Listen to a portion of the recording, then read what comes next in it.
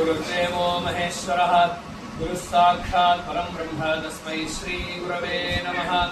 योऽन्तः प्रविश्य मम वाचमिमां प्रसुप्तां सञ्जीवयत्यखिलशक्तिधरस्वधाम्ना अन्यांश्च हस्तचरणश्रवणत्वगादीन् प्राणान् नमो भगवते पुरुषाय तुभ्यम्। चतुर्दशसु विद्यासुरमते या सरस्वती सा देवी कृपया मह्यं जिह्वा सिद्धिं करोतु मे। भूतैर्महद्भिर्यदिमाः पुरो विभुर्निर्मायशेते यदमूषु पूरुषः भुङ्क्ते गुणान् षोडश षोडशात्मकः सोऽलङ्कृषीष्ट भगवान् वचांसि मे। இந்த பிக்ஷு கீதம் அப்படிங்கிறது உத்தவ கீதையே பாகவதத்துக்கு ரத்தனம் அப்படின்னு சொல்லலாம். ஏன்னா உத்தவ கீதையை ஏகாதச ஸ்கந்தத்துல கொண்டு வச்சார். ஏகாதச ஸ்கந்தத்துல கொண்டு உத்தவ கீதையை வைக்கும் பொழுது சொன்னார், தசமஸ்ய விசுத்தியர்த்தம் நவானாமிக லட்சணம் அப்படின்னு ஆரம்பத்தை சொல்லும் பொழுதே உபயதா அதுக்கு 2 விதமா வியாக்கியானம் பண்ணார். 10வது ஸ்கந்தம் புரியறதுக்காக 9 ஸ்கந்தங்கள் முன்னாடி சொல்லப்படுறது. முன்னாடி தச லட்சணங்களை சொல்லி பகவானுடைய ஸ்வரூபத்தை புரிஞ்சுக்கிறதுக்காக நம்ம நவலட்சணங்கள்ங்கிறதையும் ஒரு பாடம். தசமஸ்கந்தத்துல பகவத் சரித்தத்தை உணரணும்னா அதுக்கு ஒரு பக்குவம் முதல்ல தேவைப்படுறது. அதற்காக 9 ஸ்கந்தங்களை வச்சார் அப்படின்னும் ஒரு வியாக்கியானம் உண்டு. அப்படி பார்க்கும் பொழுது ஸ்ருதி கீதையும் இந்த பகவத் குணத்துல கடைசியில கொண்டு வச்சார். தாத்பரியம் சொல்றதுல ஸ்ருதி கீத வியாக்கியானத்துல பகவான பால்யத்திலிருந்து அனுபவிச்சதுக்கு அப்புறம்தான் ஸ்ருதி கீதை புரியும். எடுத்த உடனே ஸ்ருதி கீதை சொன்னா புரியாதுங்கிறதுனால ஸ்ருதி கீதையை அங்க கொண்டு வச்சார் அப்படின்னு சொல்றாரு. அப்போ ஸ்ருதி கீதையும் தாண்டி உத்தவ கீதை இருக்கு அப்படின்னா அதனுடைய பிராமுக்கியம். உத்தவ கீதையை தாண்டினா பரீட்சத்துக்கு மோட்சம் தான். அப்படி அமையறது உத்தவ கீதை அப்படிங்கிறது. அந்த உத்தவ கீதையிலையும் ரொம்ப ரொம்ப ரத்தனம் போல மனசை உருக்கக்கூடிய ஒரு சரித்திரம் அப்படின்னு சொன்னா பிக்ஷு கீதம் அப்படின்னு சொல்லலாம். பிக்ஷு கீதம் ஏகாதச ஸ்கந்தத்துல 23வது அத்தியாயம். 22வது அத்தியாயத்துல பிக்ஷு கீதத்துடைய பிரசங்கம் காமிக்கப்படுறது. ஏன் பிக்ஷு கீதம் சொல்றார் அப்படின்னு அதற்கு பல ஸ்லோகங்கள் இருந்தாலும் பிராசங்கிகமான ஸ்லோகத்திலிருந்து ஆரம்பிக்கிறேன். நிருத்யதோ காயத பஷ்யன்னு யதைவ அனுகரோதி கான் ஏவம் புத்திகுணான் பஷ்யன்னு அனீஹோபி அனுகாரியதே அப்படின்னு சொல்றார்.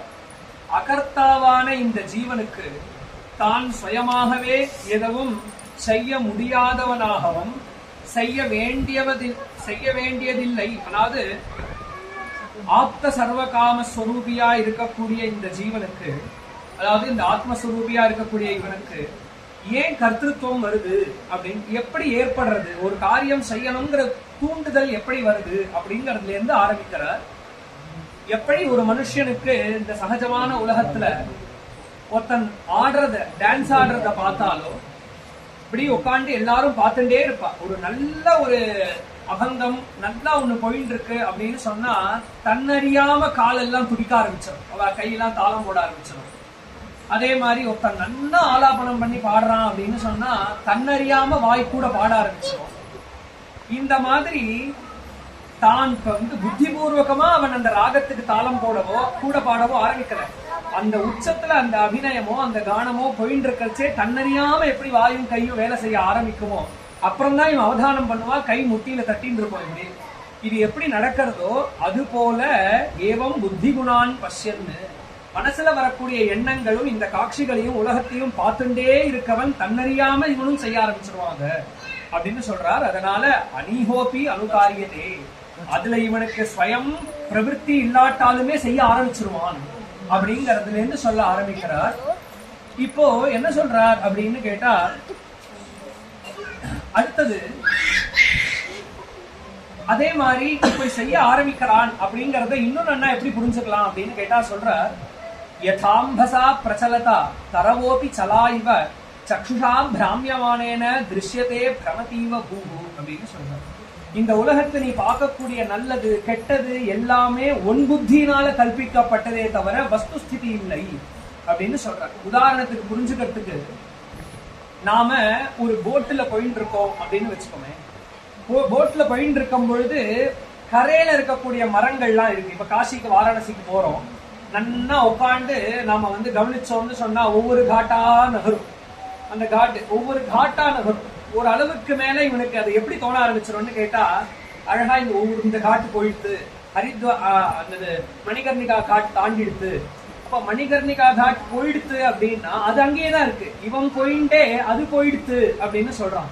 இப்போ அந்த வஸ்துவான அந்த பிரதேசம் நகராட்டாலுமே தான் நகரத்தினால அது நகர்ற மாதிரி எப்படி ஒரு பிரம வருதோ அதே மாதிரி இன்னொன்னு சொல்றார். ஒருத்த நன்னா ஆத்ம பிரதட்சணம் பண்ணிட்டான்னு வச்சுக்கோங்களேன். பண்ணதுக்கு அப்புறம் நின்னா உலகம் சுத்தும். அவன் நின்று இருப்பான், உலகம் சுத்தும் அவனுடைய திருஷ்டியில. வஸ்துஸ்திதி பார்த்தோம்னா இவன் தலைதான் சுத்தின்னு இருக்கும், உலகம் அப்படியேதான் இருக்கும், இந்த வீடு அப்படியேதான் இருக்கும்.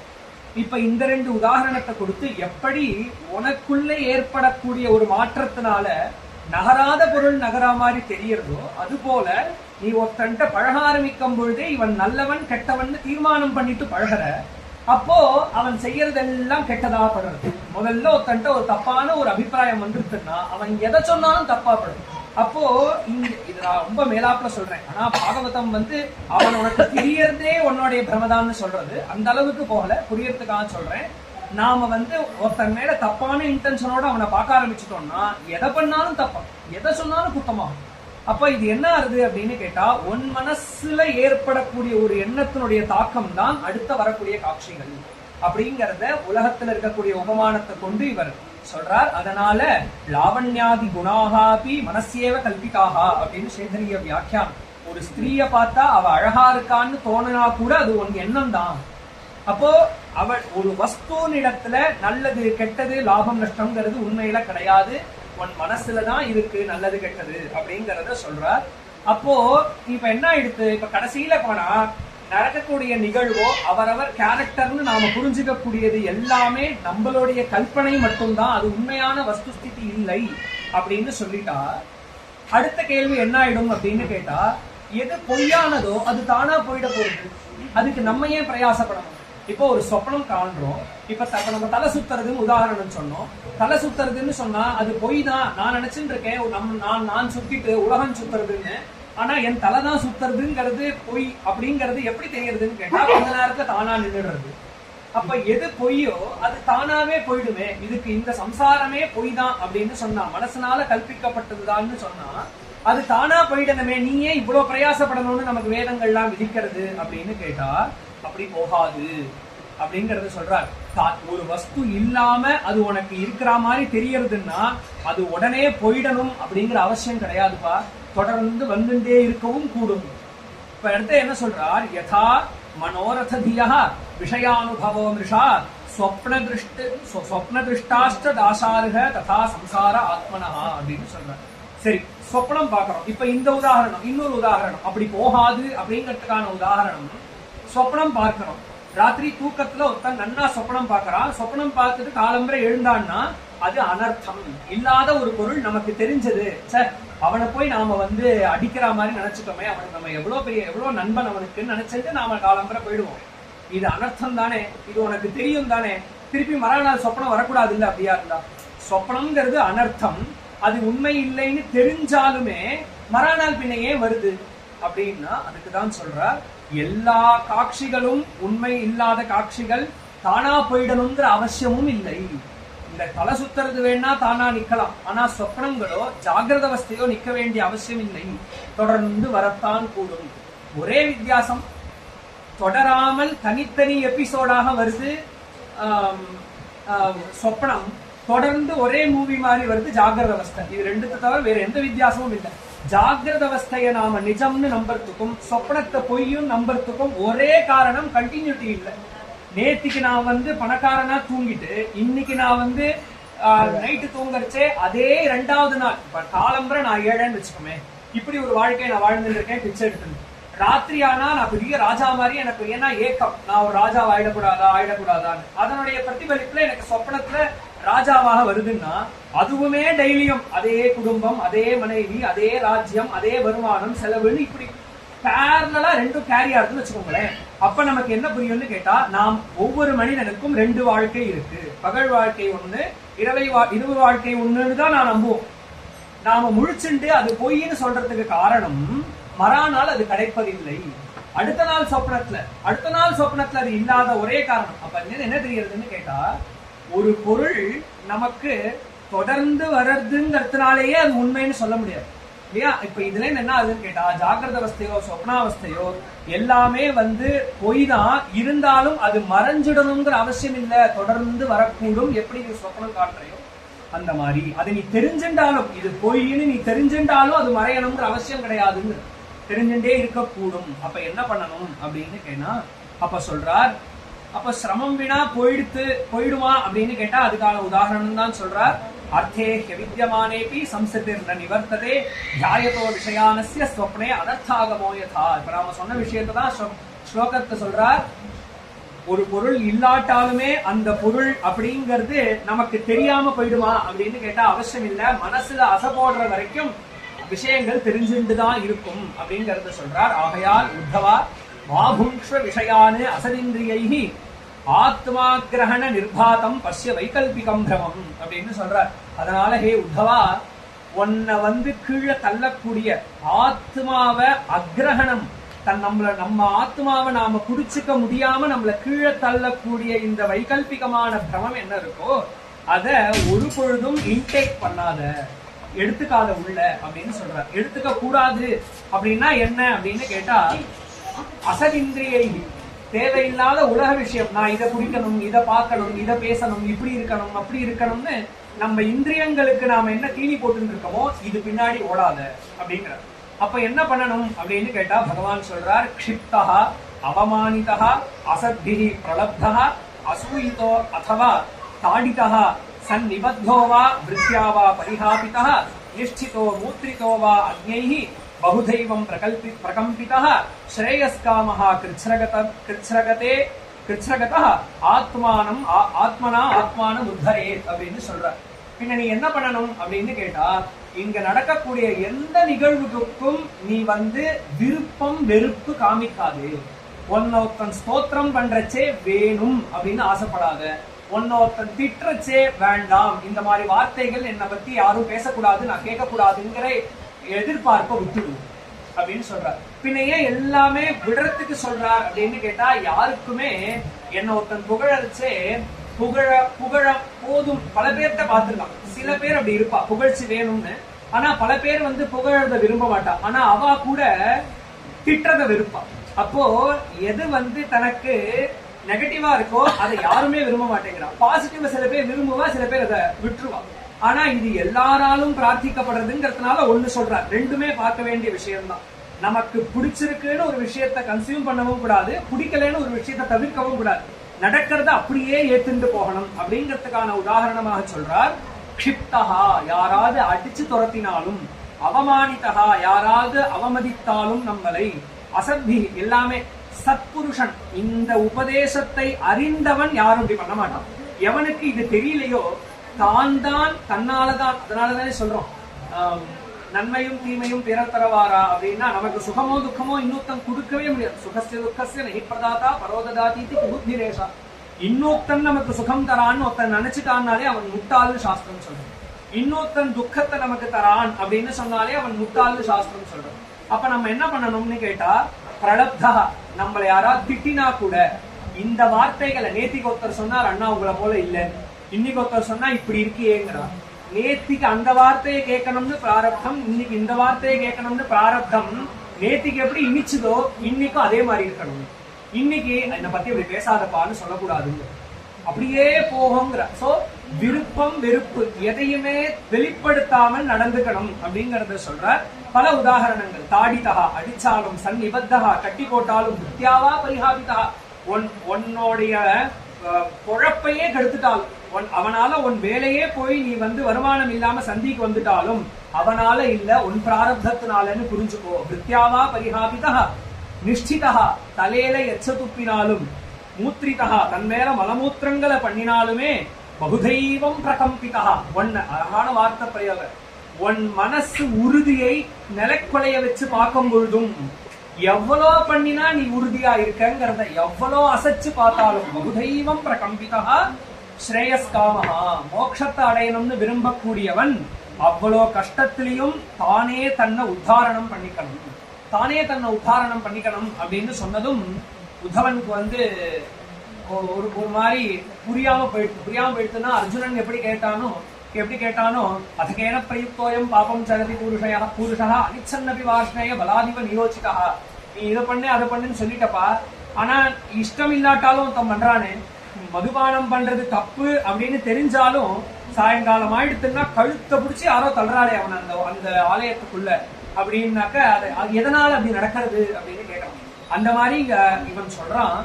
இவன் உத்தவனே இந்த மாதிரி ஒரு கேள்வியை ஒரு 4 அத்தியாயம் முன்னாடி கேட்கறான். இப்ப என்ன கேட்கறான், யதைவம் அனுபுத்தியேயம் மதனோ மததாம் வர சுதுசகம் இமம் மண்யே ஆத்மனி அசததிக்கிரமம். ஒத்தன் நம்மள திட்டச்சேவும் அடிக்கச்சேவும் மிரட்டச்சேவும் நம்மள காரி துப்பரச்சேவும் புகழச்சே கூட நம்ம நாகரிகமா பழகவா புகழினா கூட போதுன்றுவா. ஆனா எவ்வளவு பக்குவப்பட்டு இருந்தாலும் ஒருத்தன் நம்மள அடிச்சு துரத்தரச்சே மட்டும் அந்த பொறுத்து கொள்வது அப்படிங்கிறது வர மாட்டேங்கிறது. இது ரொம்ப கஷ்டம்னு நினைக்கிறேன்னு உத்தவனே சொல்லிட்டான் பகவான் இடத்துல. விதுஷாமபி விஸ்வாத்மன்னு பிரகிருதி பலீயசி. பெரிய மகா வித்வான்களா இருந்தாலும், இத பல பேருக்கு லெக்சர் கொடுக்கறவா இருந்தாலும் கூட அவளாலேயும் இன்னொருத்தன் காரி துப்பரிச்சே பொறுத்துக்க முடியலையே. பின்ன இது என்ன, இது எப்படி முடியும்? இத அப்போ பின்ன எப்படி முடியும் அப்படின்னு கேட்டா, முடியாததை நீ சொல்றதுக்கு நீ முட்டாள் இல்லை. உன்னால இது முடியாதுன்னா நீ பண்ணுன்னு சொல்றதுக்கு சொல்றவன் தானே முட்டாள். அப்ப பகவான் எப்போ ஒன்னு உபதேசம் பண்றாரோ அது முடியாதுன்னு எப்படி ஆகும்? அப்ப உத்தவன் அழகா கேட்கறான், நீ முடியாததை சொல்றேன்னு சொல்லல, எனக்கு புரியுற மாதிரி சொல்லுப்பா. அப்ப என்னால முடியறதான் நீ சொல்ற, ஆனா எனக்கு புரியலையே. அத சொல்றார், யதைவம் அனுபுத்தியேயம் வதனோ வததாம் வர. அப்ப பகவான் சொல்ற உத்தவன் ஆனா இன்னொரு வார்த்தையும் சொல்றான். உலகத்துல மகான்கள் அதாவது வித்வான்களையும் பார்த்திருக்கான், பக்தாலையும் பார்த்திருக்கான். அடுத்த வார்த்தை சொல்றான், ரிதே தர்ம நிரதானு சாந்தான்ஸ்தே சரணாலயான் அப்படின்னு சொல்றார். ஆனா உன்னை சரணாகதி பண்ணவர்களோ உன் பக்தர்களோ யார் இருக்காலோ அவ அப்படி இருந்துடுறா. இதை தாண்டி பக்தி இல்லாத வித்வத்தில் இருக்கிறவர்களால இது முடியலையே அப்படிங்கறதையும் சேர்த்து கேட்கிறான். அப்போ உன் பக்தி இருக்கிறவாழ்கிட்ட இதை பார்க்கிறேன், உன் பக்தி இல்லாதவாளிடத்துல ஞானம் இருந்தாலும் அது நடக்கல அப்படிங்கறத பார்க்கிறேன். அப்ப எனக்கு புரியுற மாதிரி இதை நீ சொல்லு, எனக்கு எப்படி இது பிராக்டிக்கலான ரியாலிட்டியில வரும் அப்படிங்கறத கேட்டான். உடனே பகவான் சந்தோஷப்பட்டு பிக்ஷு கீதத்தை ஆரம்பிக்கிறார். இப்ப பகவான் பிக்ஷு கீதத்தை ஏன் உபதேசம் பண்ணாருங்கிறதுக்காக இந்த ஸ்லோகத்தை சொன்னோம். அப்போ நாம நம்ம மனசுனாலதான் நமக்கு கஷ்டமும் நஷ்டமும் வருதுன்னு சொன்னா, நம்ம மனசை நம்ம சரி பண்ணிட்டாலே எழுத்தாப்புல வரக்கூடிய காட்சிகள் மறைஞ்சிரும் அப்படின்னு சொன்னா, மனசை ஈஸியா அவ்வளவு ஈஸியா டேக் இட் ஈஸியா எடுத்துக்க முடியலையே நீ சொல்ற விஷயத்த. அப்ப மனச அவ்வளவு துக்கம் இருக்கும் பொழுது எப்படி ஹேண்டில் பண்றது இல்லையா? நம்மள ஒருத்தன் காரி துப்பின் இருக்கக்கூடிய க்ஷணத்துல பல பேர் நடுவுல 1000 பேர் இருக்கிற சபையில நாம அவமதிக்கப்படுற அந்த க்ஷணத்துல சந்தோஷமா எப்படி இருக்கிறது, அந்த க்ஷணத்துல எப்படி நம்ம மனசை நம்ம ஹேண்டில் பண்றது அப்படிங்கிற கேள்வி வரும்பொழுது பகவான் இப்போ பதில் சொல்றார். ஸ்ரீ பகவான் உவாச்ச பாரிஹஸ்பத்ய சவைநாத்ர சாதுர்வை துர்ஜனேரிதைஹி துருக்தைர் பின்னமாத்மானம் யசமாதாதுனீஸ்வரஹ. முதல்ல நல்ல கேள்வின்னு சொல்றாரு. எங்கேயுமே பாகவதத்துல பார்த்தா, பாகவதம் நிஸ்ரேயசத்தை உபதேசிக்கக்கூடிய கிரந்தம். இங்க எழுத்தாப்புல இருக்கிறவன ஸ்தோத்திரம் பண்ணி ஆக வேண்டியதே ஒண்ணும் கிடையாது. அந்த ஸ்தானத்திலையும் உபதேசிக்கிறவா இல்ல. திகம்பராளா இருக்கக்கூடிய சுகாச்சாரியால் வரியான ஏசதே பிரஷ்னஹா ஹிதோ லோகஹிதம் கிருதோ லோகஹிதம் இருப்பான்னு முதல் வார்த்தையே சொல்றார். இப்பேற்பட்ட பிரஷ்னம் கேட்கறியப்பா அப்படின்னு சொல்லி கேட்கிறவன சபாஜயித்வா அப்படின்னு சொல்றார். அவனை சபாஷ் போட்டுட்டு மேல சொல்ல ஆரம்பிக்கிறார். ஏன்னா இப்பேற்பட்ட கேள்வி சுவாதிருன்னோ பூயான் நச்சிகேத பிரஷ்டா அப்படின்னு சொல்றார். இந்த மாதிரி கேள்வி கேட்க எனக்கு ஆள் கிடைக்கணுமே. ஏன்னா இது வேணும் அது வேணும், இது புத்திரன் வேணும், பௌத்திரன் வேணும், பாக்கியம் வேணும், ஐஸ்வர்யம் வேணும்னு கேட்கிறவனுக்கு நடுவுல இப்படி ஒரு கேள்வி கேட்கிறவன் பேர்பட்டவன் வசத்தின்னு எங்க பாகவதத்துல கேள்வி கேட்டாலும் அவளை ஒரு கேள்வி கேட்டவால புகழ் பாடிட்டு தான் மேல போறார். ஏன்னா நாம நினைச்சுட்டு இருக்கோம், நாம ஒருத்தட்ட இந்த கேள்வி கேட்கிறோம், அவன் அதுக்கு பதில் சொல்றான்னா ஏதோ இது ஒரு க்ளோஸ் டோர் மீட்டிங் நாம நினைச்சுட்டு இருக்கோம். ஆனா இந்த நான் கேட்ட கேள்வி இன்னார் சொன்ன பதில் ஒருவேளை லோகோபகாரகமா இருந்தா பகவான் இதை வெளிப்படுத்திடுவார். இப்ப இந்த பிக்ஷு கீதமே ஒரு பிக்ஷு தன் மனசுல தனக்கு தான் சமாதானம் சொல்லின்ற வார்த்தைய இன்னி வரைக்கும் பகவான் நமக்கு கொண்டு கொடுத்துட்டார். காரணம் என்னன்னு கேட்டா, நாம ஏதோ நினைச்சுட்டு இருக்கோம், நாம கேட்கிற கேள்வி நம்ம ஹிதத்துக்காக. இந்த கேள்வி லோகஹிதம் செய்யக்கூடிய கேள்வியா இருந்தா தானா லோகத்துக்கு அது சென்று சேருங்கிறதுனால ஒவ்வொரு கேள்வியும் ஒவ்வொருத்தனும் தனித்தனியா யாரிடத்துல ரகசியமா கேட்டா கூட லோகஹிதத்தை ஏற்படுத்தக்கூடிய கேள்வியா இருந்தா அது சாதிக்க வேண்டியது அப்படிங்கறதுனால தனியா உத்தவனும் கிருஷ்ணரும் மரத்தடியில உட்கார்ந்துருக்கார் உத்தவனை புகழறாங்க. ஏன்னா இதனால நமக்கு இன்னைக்கு விக்ஷு கீதம் கிடைக்க போறது அப்படிங்கறதுனால மேற்கொண்டு சொல்றார். ந ததா தப்யதே வித்தஹ குமான் பானை மர்மகைஹி யதா துதந்தி மர்மஸ்தாஹ ஹ்யசதாம் பருஷேஷவஹ. சொல்றார், நீ சொன்னது சத்தியம் பா, 100% சத்தியம். சர்வாத்மாவான எல்லாருக்கும் அந்தர்யாமியா இருக்கக்கூடிய பகவான் நான் ஆமோதிக்கிறேன். எல்லாரும் இப்படிதான் இருக்கா பெரும்பாலும். என்ன பண்றா அப்படின்னு கேட்டா, ஒரு கத்தியால எடுத்து நெஞ்சில குத்திட்டா கூட இவ்வளவு வலிக்காது, ஒரு வார்த்தை சுருக்குன்னு பேசிட்டா எவ்வளவு வலிக்கிறதோ அப்படின்னு சொல்றாங்க. ஒரு வார்த்தைய நம்மள தப்பா ஒருத்தன் குறைவா பேசிட்டான்னு சொன்னா எவ்வளவு வலிக்கிறதோ அந்த வலி கத்தியால அதே நெஞ்சில குத்திட்டா கூட வலிக்காது, அவ்வளவு வலிக்கும், நான் ஆமோதிக்கிறேன். அதனால சொல்றார், பிராயேன இந்த உலகத்துல அதனால நாத்திர சாதுவை அப்படின்னு சொல்ற. அப்பேற்பட்ட சாது, சாதுன்னா தன்னை அவ்வளோ அவமதிச்சாலுமே சந்தோஷமா திருப்தியா இருக்கக்கூடிய சாது அவ்வளவு சுலபமா இந்த உலகத்துல கிடைப்பதில்லை அப்படின்னு பகவானும் ஆமோதிச்சுட்டு உபதேசம் பண்ண ஆரம்பிக்கிறார். கதையந்தி மகத்புண்ணியம் இதிஹாசம் இஹோத்தவ தமஹம் வர்ணயிஷ்யாமி நிபோத சுசமாஹிதா.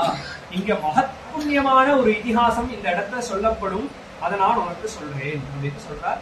இந்த பிக்ஷுவனுடைய கீதம் மகத்புண்ணியம்னு சொல்றோம். மகத்புண்ணியம் அப்படின்னு சொன்னா நமக்கு பெரிய ஒரு விழிப்புணர்வையும் பெரிய ஒரு ஒரு ஒரு அறிவையும் பெரிய பாக்கியத்தையும் இந்த கீதம் நமக்கு கொடுக்கறதுனால இந்த சரித்திரம் மகத்புண்ணியம்னு சொல்றார். ஆனா அவன் வாழ்முறையை நம்ம பார்த்தோம்னா தெரியும், இவனுடைய சரித்திரத்தை போய் மகாபுண்ணியம்னு சொல்றாரு. கிட்டத்தட்ட அஜாமில் மாதிரி வாழ்ந்திருக்கான், ஆனா மகத்புண்ணியமான சரித்திரம்னு சொல்றார். அவன் அப்படி வாழ்ந்ததுதான் பெரிய ஆச்சரியமே. என்னன்னு கேட்டா, எக்ஸ்ட்ரீமான டிரான்ஸ்பர்மேஷன். அவன் எந்த அளவுக்கு இவனை பார்க்கலாம், திருதராஷ்டிரம் எந்த அளவுக்கு சம்சாரியா இருந்தானோ 12 நாள்ல யோகி ஆயிட்டான். சோ இவாளெல்லாம் எடுத்துக்காட்டா நமக்கு சாஸ்திரங்கள் சொல்றது. ஏன் நம்மளாலையும் முடியும், நம்மளை விட மோசமா இருந்தவனாலையும் முடியறதுன்னா ஹே உத்தவா உன்னாலையும் முடியும், அந்த பிக்ஷுவாலையும் முடியறதுன்னா உன்னாலையும் முடியுங்கிற கான்பிடன்ஸ் சொல்லணும். அதனால இந்த சரித்திரத்தை சொல்றார். தமஹம் வர்ணயிஷ்யாமின்னு கேனச்சித் பிக்ஷுனா கீதம் பரிபூத்தேன துர்ஜனைஹி ஸ்மரதா திருதியுக்தேன விபாகம் நிஜகர்மணாம்.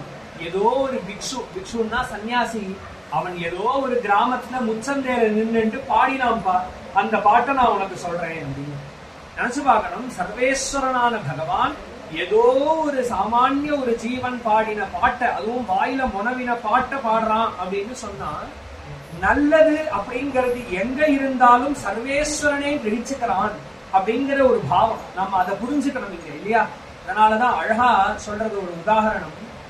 பகவான் நீலகண்டர் அவர் ஏன் கழுத்துல விஷத்தை வச்சுருக்கார், தலையில ஏன் சந்திரனை வச்சுருக்கார் அப்படிங்கறத நிர்வகிக்கும் பொழுது உபனிஷத் நமக்கு சொல்றது, அவர் ஒரே சாகர மதனத்திலிருந்து வந்ததுதான் சந்திரனும், அதே சாகர மதத்திலிருந்து வந்ததுதான் விஷம்.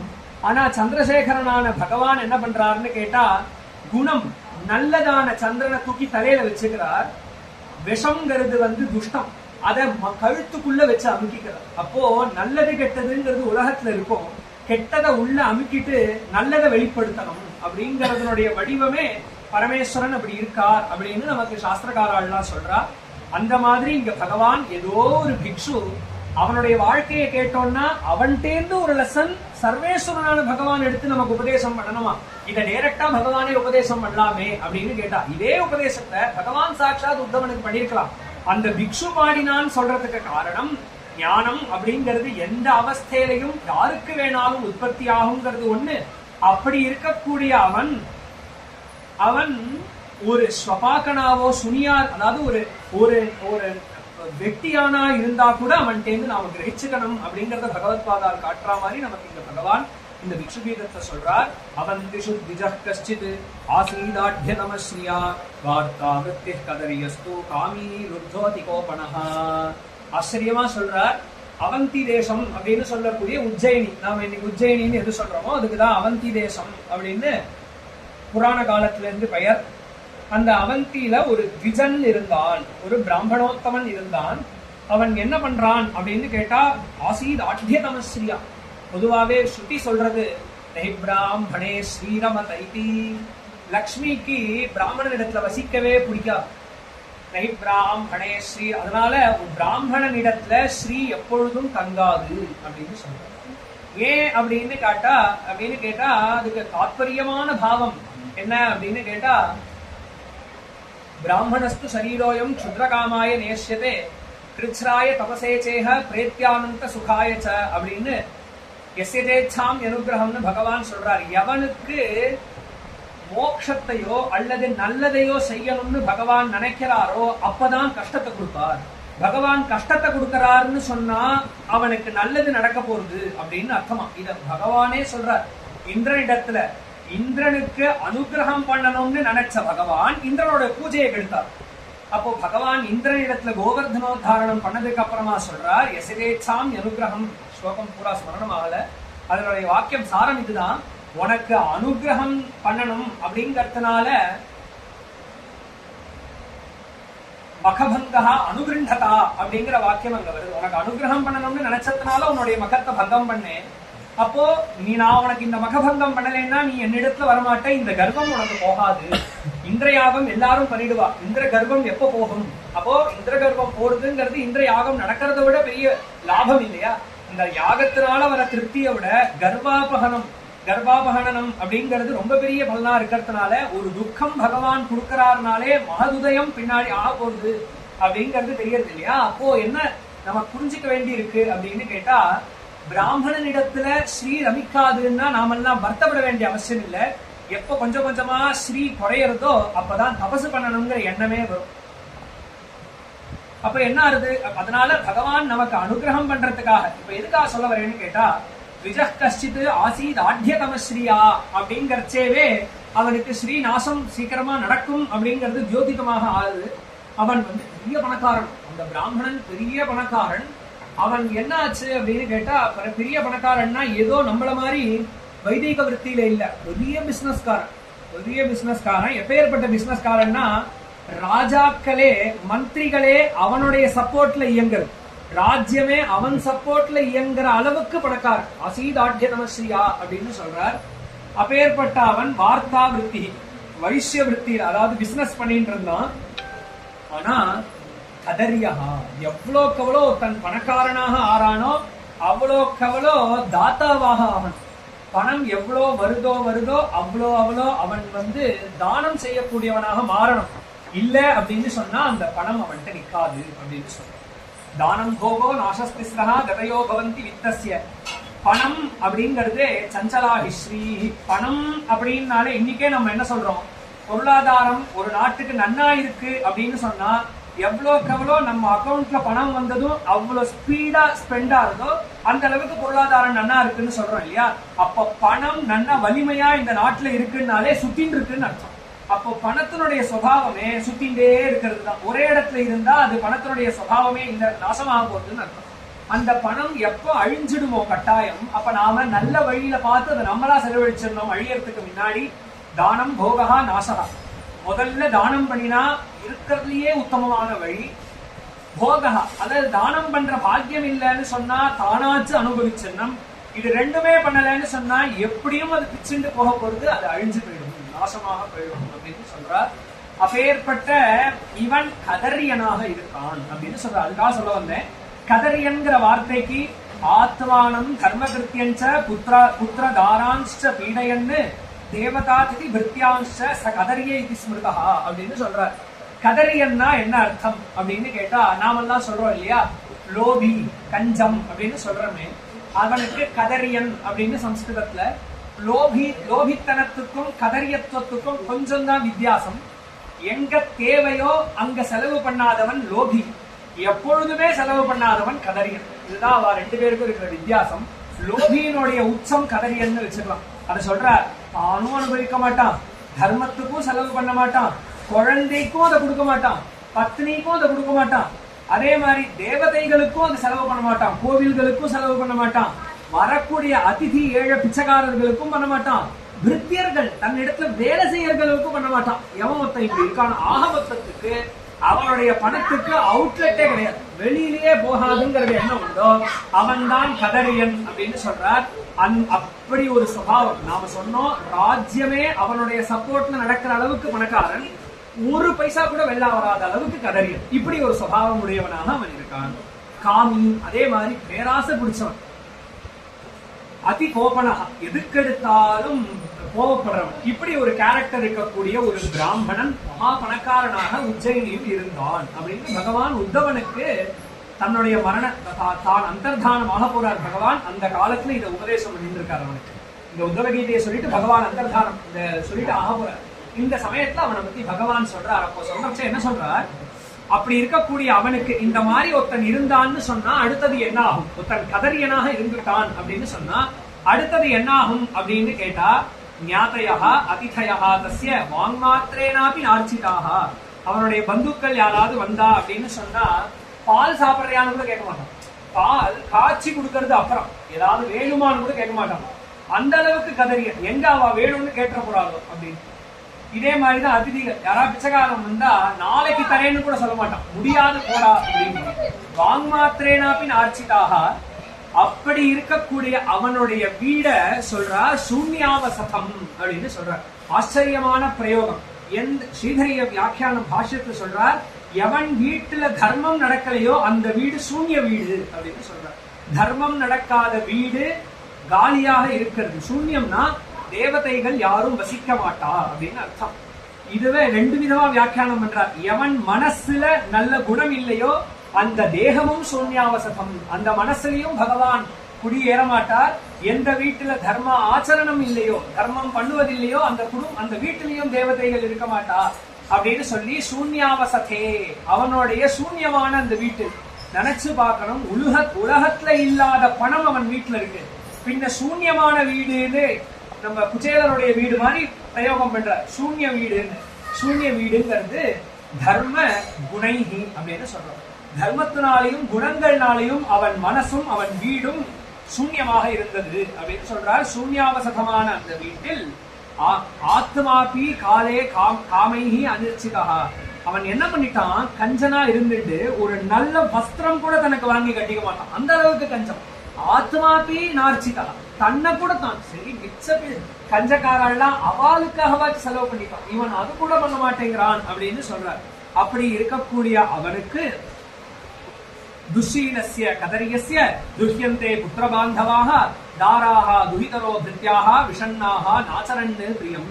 அந்த மாதிரி குணமே இல்லாத கஞ்சத்தனமான அந்த பிராமணனுக்கு குழந்தை உள்பட சொன்னோம் இல்லையா, குழந்தைக்கு கூட சாப்பாடு போட மாட்டான், மனைவிக்கு கூட எதுவும் செய்ய மாட்டான். அப்படின்னு இருந்தா எப்படி ஒரு ஃபேமிலி அவனோட இருக்கும்?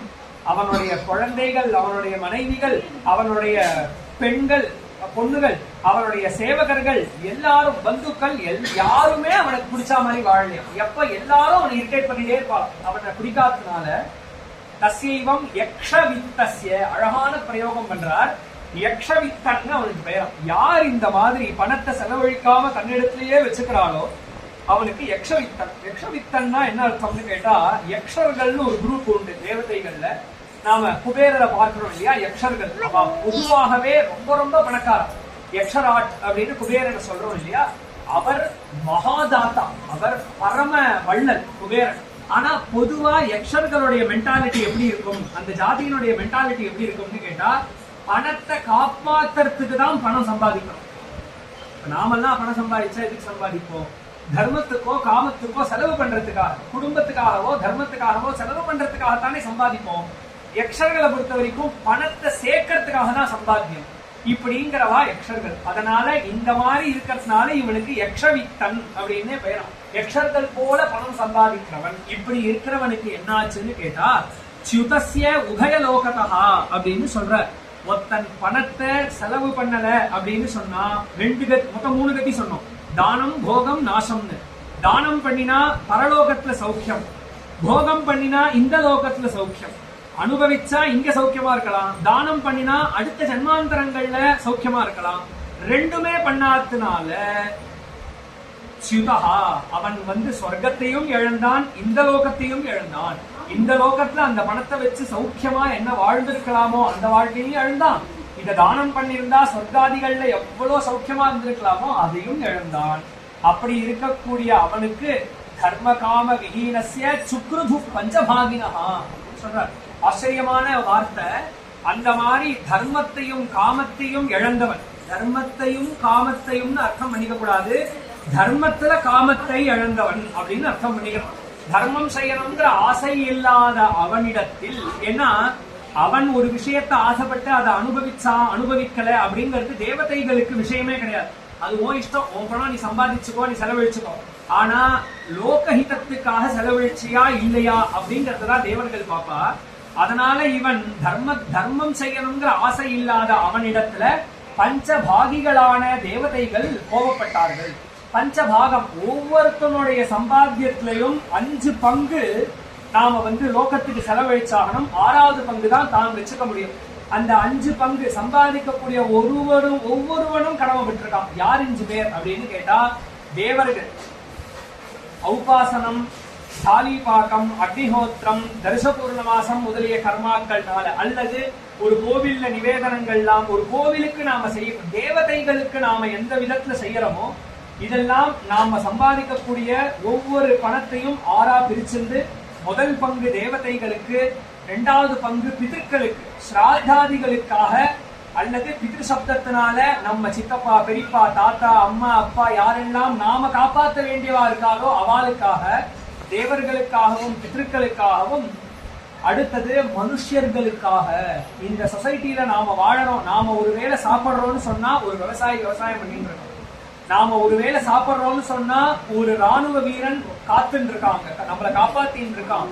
நாம ஒருவேளை சாப்பிடுறோம்னு சொன்னா நமக்காக ஒரு மந்திரி உழைச்சுன்னு இருக்கான், பிரதான மந்திரி. இந்த மாதிரி நாம சக மனிதர்களுக்கு ஒவ்வொருத்தனுக்கும் கடமைப்பட்டிருக்கோம். நம்ம வீடு சுத்தமா இருக்குன்னா குப்பை அல்றவா வாழறா. இந்த மாதிரி நாம இந்த சொசைட்டில ஒவ்வொருத்தனுக்கும் கடமைப்பட்டிருக்கோம். அதனால வேணா நம்மளிடத்துல கை நீட்டுற அளவுக்கு நம்மள ஆளக்கூடிய ஆட்சியாளர்களோ அல்லது ராணுவ வீரனோ இல்லாம இருக்கலாம். ஆனா ஏதோ ஒரு மனிதன் நீ கொடுத்தாதான் வாழ முடியுங்கிற பரிஸ்திதியில இருக்கா இல்லையா, அவனுக்கு நீ கொடுக்கணும். எதற்காகனா மொத்த மனித இனத்துக்கும் பட்ட கடமைக்கு ஏதோ ஒரு மனிதனுக்காக செய்யணும் அப்படிங்கறதுனால மனுஷன். அடுத்தது தேவ யஜ்ஞா, பித்ரு யஜ்ஞா, பூத யஜ்ஞா, பசுபக்ஷிகள். ஒரு மாடு இல்லைன்னா பால் கிடையாது, ஒரு அனட்வாகம், ஒரு காலமாடு இல்லைன்னா விவசாயம் நடக்காது, ஒரு பசுபக்ஷிகள் இல்லைன்னா சுற்றுச்சூழல் நன்னா இருக்காது. இந்த மாதிரி பூதங்களுக்கெல்லாமும் நாம கடமைப்பட்டிருக்கோம். இயற்கைக்கு நம்மளுடைய கான்ட்ரிபியூஷன் ஏதாவது நம்ம பண்ணணும். அதே மாதிரி ரிஷிகளுக்கு நாம கடமைப்பட்டிருக்கோம். இப்பேற்பட்ட ஒரு வாழ்முறையை நமக்கு அமைச்சு கொடுத்ததுனால, இந்த கல்ச்சர்னு சொல்றமே, சாந்திய நமக்கு இந்த வாழ்முறை தானே கொடுக்கறது.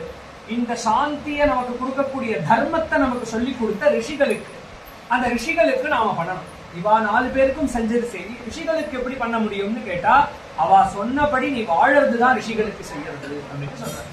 இந்த மாதிரி நாம நம்மளுடைய வருமானத்தை பிரிச்சுட்டு 6வது பங்கை தான் நம்மளுடைய சொந்த விருப்பத்துக்கும் ஆசைக்கும் வச்சுக்கணும். இதை இவன் செய்யாதனால இவன் சுக்ருது பஞ்சபாகினமா, 5 பேர் இவனுக்கு யார் பங்கு உடையவர்களோ இவனுடைய சம்பாத்தியத்துல, அதுதான் சொல்றார். நன்னா புரிஞ்சுக்கணும், நமக்கு இது ஆப்ஷனல் இல்ல, நெசசரின்னு சொல்றார். இது நீ இந்த தேவர்களுக்கும் பிதர்களுக்கும் மனுஷர்களுக்கும் பூதர்களுக்கும் அல்லது ரிஷிகளுக்கோ முடிஞ்சா செய்யறதுங்கிறது இங்க கிடையாது. அவளுக்கு செஞ்சாதான் நீ சாப்பிடலாம். சோ ஃபர்ஸ்ட் நீ உயிர் வாழறதுக்கு காரணமானவாளுக்கு உன்னோட கான்ட்ரிபியூஷனை பண்ணிட்டு தான் நீ எடுத்துக்கணுங்கிறதுனால இதன் இவன் பண்ணல அப்படின்னதும் பஞ்சபூதங்களும் அவன் இடத்துல கோச்சிருந்தது. பஞ்ச பூதங்கள்ங்கிறது இப்ப நான் சொன்னது தேவதைகள், பிதர்கள், அவனுடைய பிதர்கள், அவனுடைய தேவதைகள், அதே மாதிரி அந்த ஊர் ஜனங்கள் அல்லது அந்த அவன் கிட்ட வேலை செய்யக்கூடியவர்கள், அவன் மனைவி, குழந்தைகள், அதே மாதிரி ரிஷிகள், அதே மாதிரி பூதங்கள், பசுபக்ஷிகள் கூட அவன் வீட்டுல பலி சாப்பிட வராது. இந்த அளவுக்கு அவன் ஆயிட்டான். சுக்குது பஞ்சபாகினஹா. அழகான அடுத்த வார்த்தை, ததவத்யான விஸ்ரஸ்த புண்ணியஸ்கந்தஸ்ய பூரிதா அப்படின்னு சொல்றாரு. எவ்வளவு புண்ணியம் பண்ணியிருந்தா இவ்வளவு ஐஸ்வர்யம் அவனுக்கு கிடைக்கணும் இல்லையா? யாருக்குமே ஒரு 10 ரூபாய் வருதுன்னா கூட அவன் கொடுத்ததுனாலதான் வருது. தாதாரமிக தட்சிணா, அப்படின்னு ராமாயணத்துல சொல்றார். தானம் ஒருத்தன் பண்ணான்னா அந்த பலன் திரும்பி அவனிடத்துல ஐஸ்வர்யமா வந்தே தீரும் அப்படிங்கிறது எப்படி மறுக்க முடியாதோ, அது போல இந்த தசரதனுக்கு இந்த சாபம் வந்து சேரும்னு தசரதன் தன் வாக்குனால சொல்றார். அந்த சனத்குமாரனை, அதாவது ஸ்ரவணகுமாரனை வதம் பண்ணின கட்டத்துல இது வருது. ஆச்சரியம். அது எதுக்கு சொல்ல வரோம் அப்படின்னு கேட்டா, இப்ப இவனுக்கு இந்த எவ்வளவு புண்ணியம் பண்ணியிருந்தா இவ்வளவு பெரிய ஐஸ்வர்யம், ராஜாவே தன்னை நம்பி வாழற அளவுக்கான ஐஸ்வர்யம் கிடைச்சிருக்கும். ஆனா அந்த ஐஸ்வர்யம் கிடைச்சும் இந்த தேவதைகள், பிதர்கள், ரிஷிகள், பூதங்கள், சக மனிதர்கள் இவாளுடைய ஒரு மனஸ்தாபத்தினால என்ன ஆச்சுன்னு கேட்டா, தது அவத்தியான, அவளுடைய மனஸ்தாபத்தினால என்ன ஆயிடுச்சுன்னு கேட்டா, விஸ்ரஸ்த புண்ணியஸ்கந்தஸ்ய அப்படின்னு சொல்றார். புண்ணியம்னு பெரிய மரம், நம்மள மாதிரி ஏதோ ஒரு பைசா இல்ல, அவன் பெரிய மரத்தையே வளர்த்து வச்சிருக்கான் புண்ணியம்னு. அந்த மொத்த மரமும் வேரோட சாஞ்சது அப்படின்னு சொல்றார். அதனால நாம யாருக்கு செய்யணுமோ அதை செய்யாமல் நாம செய்யும் பொழுது அவளுடைய மனஸ்தாபமே நம்ம புண்ணியத்தை அழிச்சிடும் அப்படிங்கிறது இவன் உதாரணம். உடனே என்னாச்சு அப்படின்னு கேட்டா, ஞாதையா ஜெகருஹு கிஞ்சித், ஐஸ்வர்யம் அழிய தொடங்கிது. எப்ப இவ 5 பேரும் மனஸ்தாபப்பட்டுட்டாலோ ஐஸ்வர்யம் தானா அழிஞ்சுது. எப்படி அழிஞ்சுதுன்னு கேட்டா, ஞாதையா ஜெகருஹு கிஞ்சித், ஞாதிகள் அவனுடைய பந்துக்கள்லாம் வந்து அவனை ஏமாத்தி பாதி எடுத்துட்டு போயிட்டா, சொத்தை ஏமாத்தி. கிஞ்சித்து தஸ்யவ உத்தவா, திருடர்கள்லாம் பாதி திருடிட்டு போயிட்டா. யாருமே சப்போர்ட் இல்ல. திருட வந்தா கூட வாத்து மாமி சொல்றாளாம், எனக்கும் கொடுக்க மாட்டேங்கிறான், அவனும் வச்சுக்க மாட்டேங்கிறான், நீயாச்சும் எடுத்து போடான்னு அவளே குத்தம் சொல்றான். அந்த அளவுக்கு திருடர்கள். தஸ்யவ உத்தவ தெய்வதா அப்படின்னு சொல்றார். தெய்வத்தினுடைய பிராதிகூல்யத்தினால சிலது. தெய்வ பிராதிகூல்யம்ங்கிறது எப்படின்னு கேட்டா, அவன் பெரிய தனிக்கன்னு சொன்னோம் இல்லையா, அவன் பயிரிட்டா ஒரு தானியமும் விளைய மாட்டேங்கிறான். தேவதைகள் கொடுத்தாதானே அது வரும். தெய்வதைகளுடைய விமுகத்தினால அவனுடைய வளர்ச்சதே இல்லை. அவனுக்கு எது வருமானம் வந்துட்டு இருந்ததோ அதுவும் போச்சு. அதே மாதிரி காலத்தகா, அவனுடைய காலம் அப்படிங்கிறது ரொம்ப துஷ்ட காலம் ஆயிடுச்சு. துஷ்ட காலம் ஆனதுனால விபரீதமான புத்திகள் அவனுக்கு வந்துட்டு எல்லா இடத்துலயும் தப்பா நடந்துக்க தொடங்கினா, இப்படி இருக்கக்கூடிய அவனுக்கு திரு பார்த்திவாத் அப்படின்னு சொல்றார். பார்த்திவர்கள், அதாவது பார்த்திவ சம்பந்த நரர்கள் யார் உண்டோ அவர்கள்லாம், அதாவது ராஜாவுடைய, இப்ப எப்படி பெரிய பணக்காரன் இடத்துல ராஜாங்கம் பணத்தை சுரண்டிட்டே இருக்குமோ அந்த மாதிரி அவன் மொத்தத்தையும் சுரண்டிட்டு போயிட்டான். ராஜா முதலியவர்கள்லாம் இப்படியாக ஏவம் சஏவம் திரவிணே நஷ்டே தர்மகாம விவர்ஜிதா அப்படின்னு சொல்றார். அவன் வந்து இந்த மாதிரி மொத்த ஈஸ்வரத்தையும் இழந்த அவன் நடு வீதிக்கு வந்துட்டான், நடுத்தெருவுக்கு வந்தான். அந்த பிக்ஷு வந்ததுக்கு அப்புறம் என்னாச்சு அப்படின்னு கேட்டா, உபேட்சித ஸ்வஜனைகி, பணம் இல்லாததுக்கு அப்புறம் யார் மதிப்பாங்க? எப்பேற்பட்ட சொந்தம் பந்தமா இருக்கட்டும், தன்னால உபகாரம் இல்லை அப்படின்னு சொன்னா, இது என்னமோ கேட்கறதுக்கு வந்து நாங்க அப்படி இல்லை நீங்க அப்படி இல்லைன்னு சொல்லலாம். ஆனா உலக நியதி அப்படிங்கிறது என்னன்னு கேட்டா, நாமளே என்ன பண்றோம், நாமன்னா நம்மள சொல்லல, லோக நியத்திய சொல்றேன். ஒரு பால்காரனே பார்த்து பார்த்து வளர்க்கிற மாடு கறவை நின்றுட்டுன்னா விட்டுடுறோம், அதுக்கப்புறம் கண்டுக்கிறது இல்லை அந்த மாடை. அப்போ ஒரு வஸ்துனால எவ்வளவு நாள் நமக்கு வந்து பிரயோஜனம் கிடைக்கிறதோ அதுக்கப்புறம் அதை நாம உபயோகப்படுத்துறது இல்லைங்கிறது எப்படியோ இதே பரிஸ்திதி தான் ஜனங்களுக்கும். ஒத்த நாள் அவன் கை காலான ஆகாதவனா போய் நமக்கு சுமையாறதுக்கான்னு வச்சுக்கோங்களேன், இவனும் கஷ்டப்படுத்திட்டு நம்மளையும் கஷ்டப்படுத்திட்டு இருக்கானேன்னு தான் உலகம் நினைக்கும். அவன் முன்னாடி நமக்காக உழைச்சதெல்லாம் உலகம் ஸ்மரிக்காது. இது உலக நியத்தி. அதனால சொல்றார் உபேட்சிதா ஸ்வஜனை, எல்லாரும் கையை விட்டு போயிட்டான். ஏன்னா பணம் இருந்தது, அவனுடைய மனைவி அவனுடைய குழந்தைங்கிறதுனால உலகத்துல ஒரு செல்வாக்கு இருந்தது.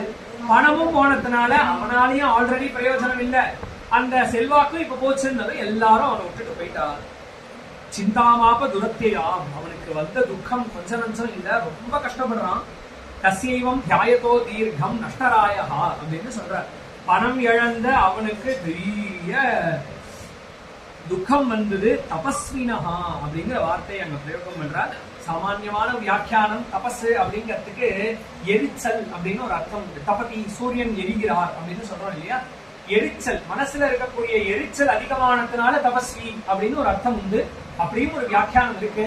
ஆனா அவ்வளவு சுவாரஸ்யமான வியாக்கியானம். ஏன்னா தபஸ்விங்கிற சப்தத்தை வேதமோ புராணமோ மனசு எரிச்சல் எவனுக்கு இருக்கோ அவன்லாம் தபஸ்வின்னு சொல்லுவான். ஆனா என்ன அர்த்தம் சொல்றார் அப்படின்னு கேட்டா, எவனிடத்துல பாவி புண்ணியவசால் தபஸ்வின்னு சொல்றார். எவனுக்கு நாம சொன்னோம் இல்லையா, ஒருத்தனுக்கு துக்கம் வருதுன்னு சொன்னா பின்னாடி பெரிய லாபம் வரப்போறது, இவனுக்கு வரப்போற லாபத்தை கொண்டு இவனை தபஸ்வி அப்படின்னு இப்பவே சொல்றது. எப்படி ஒரு கிரகஸ்தன் ஆகணும் அப்படின்னு சொன்னா, கிரகஸ்தன் அப்படின்னா விவாகம் பண்ணிக்கணும் அப்படின்னு நாம கிரகஸ்தம், அதாவது இந்த மாதிரி பிரயோகங்கள்லாம் சாஸ்திரத்துல உண்டு. பாதி சப்த பிரயோகம் அப்படின்னு நடக்க போறதை கொண்டு இவன் ராஜா அப்படிங்கிறது இப்பவே சொல்றது. இந்த மாதிரி அவனை தபஸ்வின்னு ஏன் சொல்லிட்டுன்னு கேட்டா, இவ்வளவு பணம் வச்சிருந்ததுனாலயோ அந்த பணத்தை இழந்து மனசுல வேதனை அடைஞ்சதுனாலயோ இல்ல, இதுக்கப்புறம் இவனுக்கு வரப்போறிய மென்டாலிட்டி, அந்த மனநிலையினால இவனை தபஸ்வி அப்படின்னு இப்ப சொன்னார். இப்படியே அவனுக்கு சொல்லி கடைசியில அவனுடைய கஷ்டங்கள் எல்லாத்தையும் சொன்னார். கடைசியில அவன் பார்த்தான், என்ன பண்ணான், கிம் தனைஹி தனதைருவா கிம் காமைருவா காமதைருத மிருத்யுனா கிரஸ்யமானஸ்ய கர்மபிர்போத ஜென்மதைஹி. இவ்வளவு கஷ்டம் வந்தாதான் வைராக்கியம் வரும். வைராக்கியம் அதாவது இது போதும் அப்படின்னு ஒருத்தனுக்கு எப்ப தோணும், நல்லதாவே நடந்துட்டு இருந்தா தோணாது, அடிபட்டுண்டே இருந்தாதான் இது போதும் அப்படிங்கிற வெறுப்பு ஒரு விஷயத்துல வரும். அந்த வைராக்கியம் அவனுக்கு ஏற்பட்டது அப்படிங்கறத சொல்றார். அப்பையும் அவன் என்ன சொல்றான்,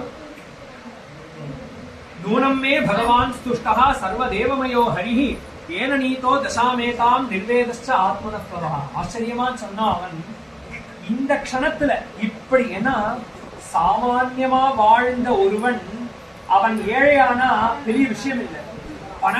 உலகத்திலேயே முதன்மையான பணக்காரன் ஒருத்தன் நடுத்தருக்கு வந்துட்டான்னா அவனால வாழவே முடியாது. சம்பாவிதஸ்ய சாகீர்த்திர் மரணாத திரிச்சதே அப்படின்னு பகவான் சொல்றார். நல்ல வாழ்ந்தவனுக்கு, கௌரவமா வாழ்ந்தவனுக்கு அவச்சொல் பிழை சொல்லே அவன் மரணத்தை விட பெரிதானது அப்படின்னு சொல்றான். அப்ப இந்த பணக்காரனால இருந்தவனால இவனுக்கு அடுத்த க்ஷணம் என்ன தோணும், ஒண்ணு தற்கொலை பண்ணிக்கணும், இல்ல அப்படின்னு சொன்னா அவன் என்ன பண்ணிட்டு இருப்பான், திருடியாச்சு நன்னா வாழணும் அப்படின்னு வந்திருப்பான்.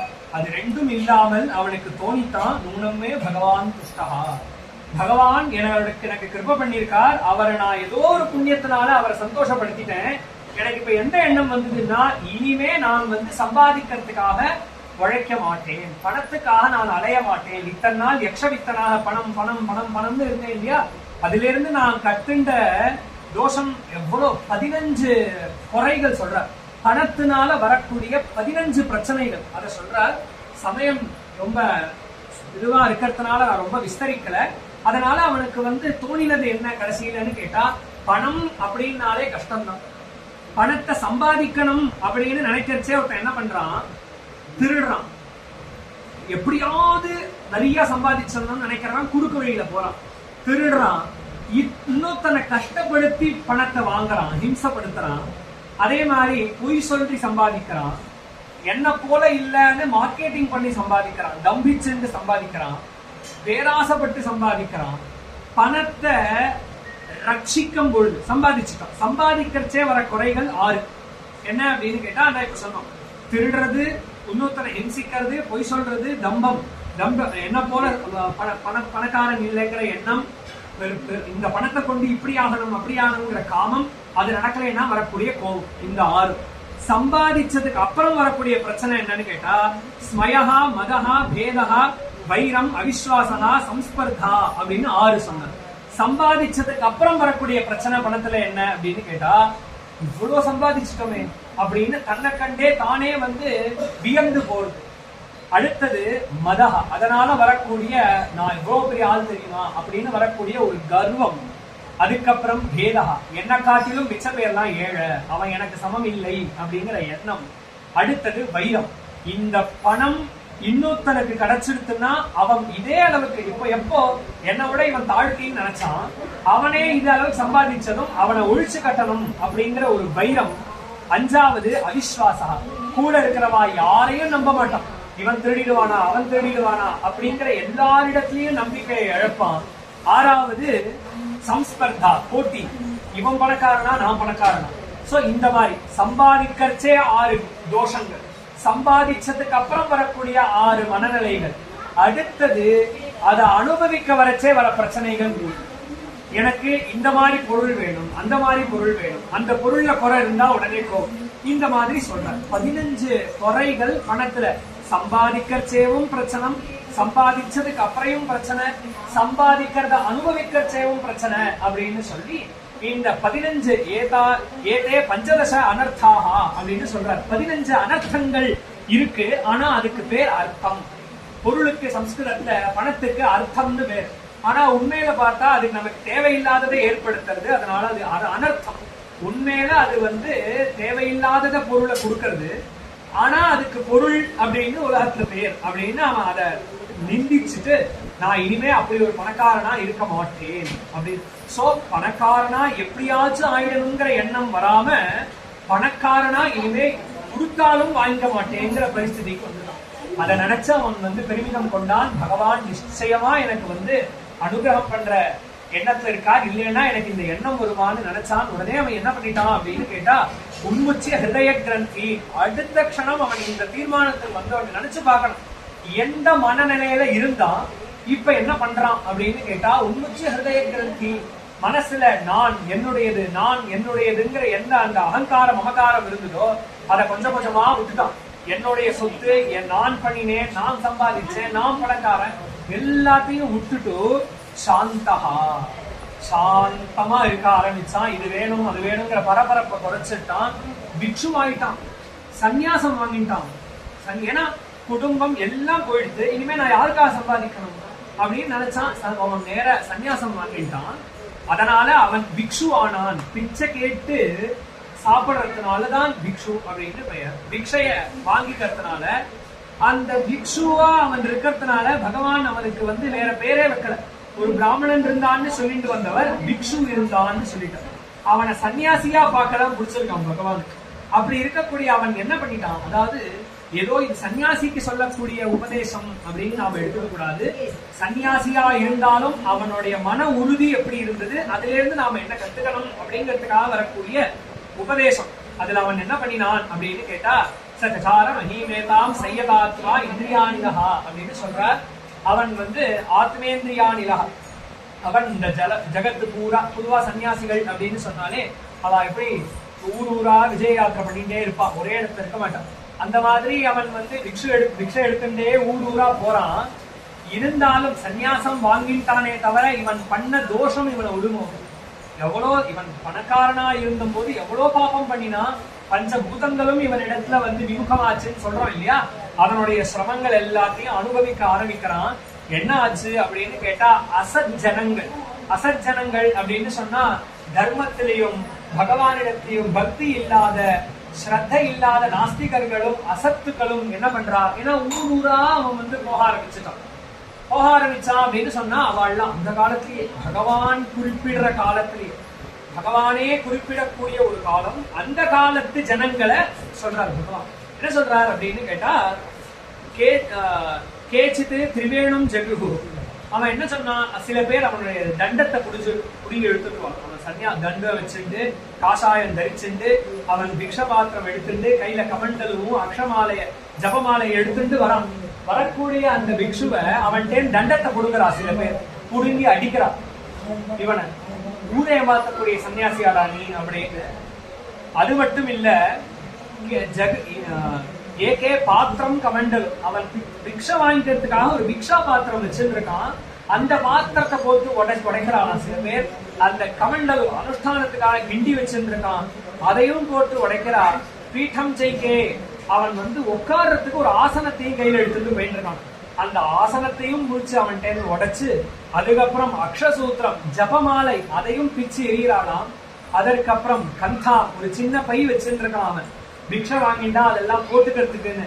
அது சீராணி, அவனுடைய உடம்புல இருக்கக்கூடிய காஷாய வஸ்திரம் அதையும் கிழிச்சு அவனை வஸ்திரத்தை அபகரணம் பண்ணி அவனை நக்னமாக வஸ்திரம் இல்லாம அவனை நிக்க வைக்கிறான். அதுக்கப்புறம் இந்த எல்லாம் அவனுடைய பூர்வ கர்மத்தினால. ஆனா ஆச்சரியம் என்னன்னு கேட்டா, அவன் அப்போ நான் பண்ண பாபத்தை நான் அனுபவிக்கிறேன் அப்படின்னே கொஞ்சம் கொஞ்சமா இருக்கான். மேலும் மேலும் நடக்கிறது சோதனை. அதுதான் சொல்ற, மேலும் மேலும் எவ்வளவு போறான்னு பார்ப்போம் அப்படின்னு. அடுத்தது என்னாச்சு, இதோட இல்ல, அதுக்கப்புறம் பிரதாயச்ச புனஸ்தானி. சில பேர் என்ன பண்றான்னா, இவன்கிட்ட அந்த பாத்திரத்தை கொடுத்துட்டு சரி பொழைச்சுப்போ அப்படின்னு இவ்வளோ அவனை அடிச்சு தொகைச்சு எல்லாம் பண்ணினதுக்கு அப்புறமா இந்தா சாப்பிடுன்னு மூஞ்சில் அடிச்சா மாதிரி வீணா போன சாப்பாடை உன்னை போடுறாளாம் அந்த பாத்திரத்துல. அதை வாங்கிட்டு அவன் என்ன பண்றான் அப்படின்னு கேட்டா, அன்னம் ச பைக்ஷியம் சம்பன்னம் குஞ்சானசிய சரித்தடே. அந்த கிராமத்துல எல்லாரும் அடிக்கிறா அப்படின்னதும் அவளுக்கு நம்ம தொந்தரவா இருக்கக்கூடாது. இந்த பாவத்தை பாருங்க, நம்மளை யாரும் அடிக்கக்கூடாதுங்கிறதுக்காக இல்ல, நம்ம போனா அவளுக்கெல்லாம் கோபம் வருது இல்லையா, அவ மனசுல அந்த மாதிரி ஒரு வெறியை நம்ம ஏற்படுத்தக்கூடாது அப்படின்னு நினைச்சிட்டு கரையோரத்துல வந்து சாப்பிட உட்காரலாம். நதி கரையில வந்து சாப்பிட உட்காரச்சே ஓடி வருவாளாம், இன்னும் ஓடலையா நீ அப்படின்னு. அந்த ஊசி போன அந்த சாதத்தை சாப்பிடலான்னு அவன் வரச்சே அது மூத்திரம் பெய்வான். இப்படியே சொல்ற, மூத்திரயிந்திச்ச பாபிஷ்டாக. அது மட்டும் இல்ல, அவன் உடனே என்ன பண்றான்னு கேட்டா, அந்த அன்னத்தையும் அப்படி ஒரு அன்னமா, ஆனா ஒரு சன்னியாசின்னா இந்த அன்னத்தை சாப்பிட்டா என்ன, மூத்திரம் போனா என்ன, அவளுக்கு வேத புத்தி கிடையாது, நல்லது கெட்டது வேணும் வேண்டாங்கிறது கிடையாது, இதை சாப்பிடலாம் இல்ல அவன் அப்படின்னு கேட்டா சாப்பிட மாட்டான். ஏன்னு கேட்டா தன்னுடைய பசிக்காக அவ சாப்பிட மாட்டா, உள்ள இருக்கக்கூடிய பகவானுக்கு ஆகுதியாக அவ அதை கொடுக்குறான். பகவானுக்கு ஆகுதியா கொடுக்கறச்சே வீணா போனதை கொடுக்கக்கூடாது. அதனாலதான் நாமளே பரிசேச்சனம் பண்றதுனாலதான் கண்டதை சாப்பிடக்கூடாது அப்படின்னு சாஸ்திரங்கள். ஓ விருப்பத்துக்காக இல்ல, உள்ள இருக்கிறவருக்கு அதை கொடுக்க கூடாதுங்கிறது நியமம். அதனால அவன் அந்த அன்னத்தை விட்டுடுவான் சாப்பிடாம. அதோட விட்டுட்டான்னா அவனும் அதோட விட மாட்டாளாம். ஓஹோ உனக்கு அவ்வளவு அழுத்தமா, தலையில காய் துப்புவான், மூஞ்சிலையும் தலையிலையும். ஸ்ரீவந்தி அப்படின்னு சொல்றார், அஸ்யச்ச மூர்தனி, தலையில காரி துப்பரா. சரி இப்பயும் நாம எதுவும் சொல்லக்கூடாது, நம்மளுடைய பாபம் நமக்கு பிரதிபலிக்கிறது அப்படின்னு நினைச்சிட்டு மௌனமாவே அவன் நடக்கிறான்.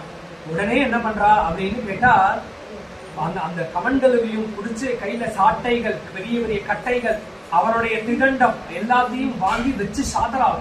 இன்னைக்கு நீ வாய திறக்கிற வரைக்கும் அடி, ஒண்ணு கட்டை உடையணும், இல்லைன்னா சாட்டா பியணும், இல்லைன்னா நீ வாய திறக்கணும். ஏதாவது ஒண்ணு நடந்தாதான் இன்னைக்கு நிறுத்துவோம்னு அடிப்பார். யதவாச்சம் வாச்சயந்தி தாடயந்தி நவக்தி சேத் அப்படின்னு சொல்றான். அவன் பேசலன்னா அடிக்கிறான். அது மட்டும் இல்ல, சில பேர் குண்டர்கள் வந்து மிரட்டுறான், தர்ஜயந்தி அபரே வாக்தி, பேசாம எத்தனை நேரம் இருந்துருவ நீ அப்படின்னு, இவ்வளவு அழுத்தமா அவனுக்கு அப்படின்னு.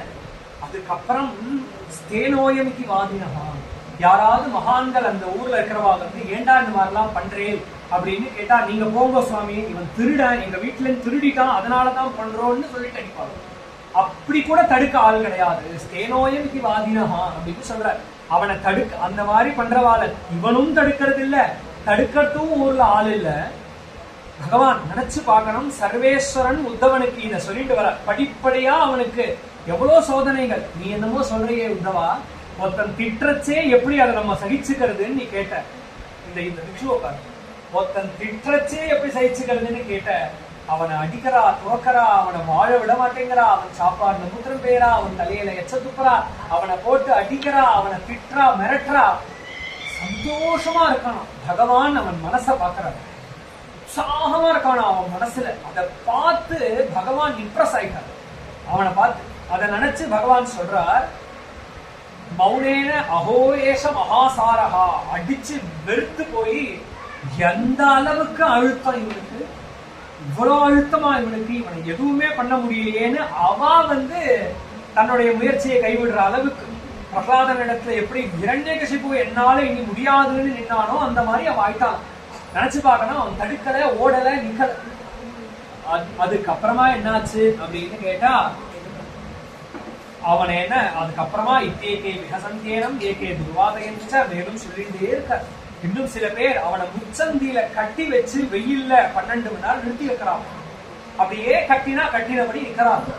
அதுதான் சொன்னார், பிடிச்சிருக்கு அப்படின்னு சில விஷயத்த பண்றதோ, பிடிக்கல இவா என்ன கட்டி போட்டால, எனக்கு இங்க நின்னா கஷ்டமா இருக்கு, நான் அவுத்துட்டு போவேன் அப்படின்னு நீங்க சொல்லக்கூடாது. அப்படி நீ அவுத்துண்டு, அது எப்படி அவுத்துண்டு எல்லா வேலையும் விட்டுட்டு அப்படி கட்டிண்டே நிக்க முடியுமா அப்படின்னு கேட்டா, அவன் சன்னியாசி, அவன் நின்றுடுவான்.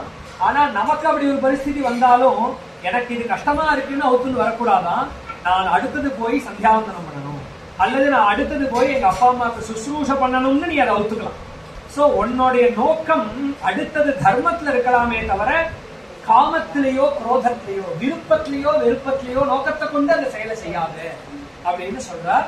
அவன் அந்த மாதிரி பண்ணதும் பரிபூத உத்தவா, இவ்வளவு நடக்கும் பொழுது உத்தவா அவன் பாட்டு பாடிட்டு இருக்காப்பா. அந்த முச்சந்தில நின்னுண்டே மரத்துல கட்டி போட்ட அன்னைக்கு அவன் அப்பையும் பாட்டு பாடிட்டு இருக்கான். ஏதோ ஒரு நாள் ஆக்சிடென்டலா ஒருத்தன் இந்த மாதிரி நடந்தா பகவான் இம்ப்ரெஸ் பண்ண முடியாது. அவன் மனசு அதுக்கு அவ்வளவு உறுதியானாதான் பகவான் இம்ப்ரெஸ் ஆகும். அப்ப பகவான் என்ன சொல்றான்னு கேட்டா, உத்தவா பாட்டு பாடிட்டு இருக்காண்டா, அவனை நான் என்னன்னு சொல்லுவேன்.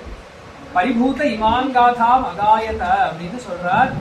திருதிமாஸ்தாய சாத்விகி, அவனுடைய அந்த திருதி இருக்கே இதுதான் சாத்வீகமான திருத்தின்னு சொல்றார்.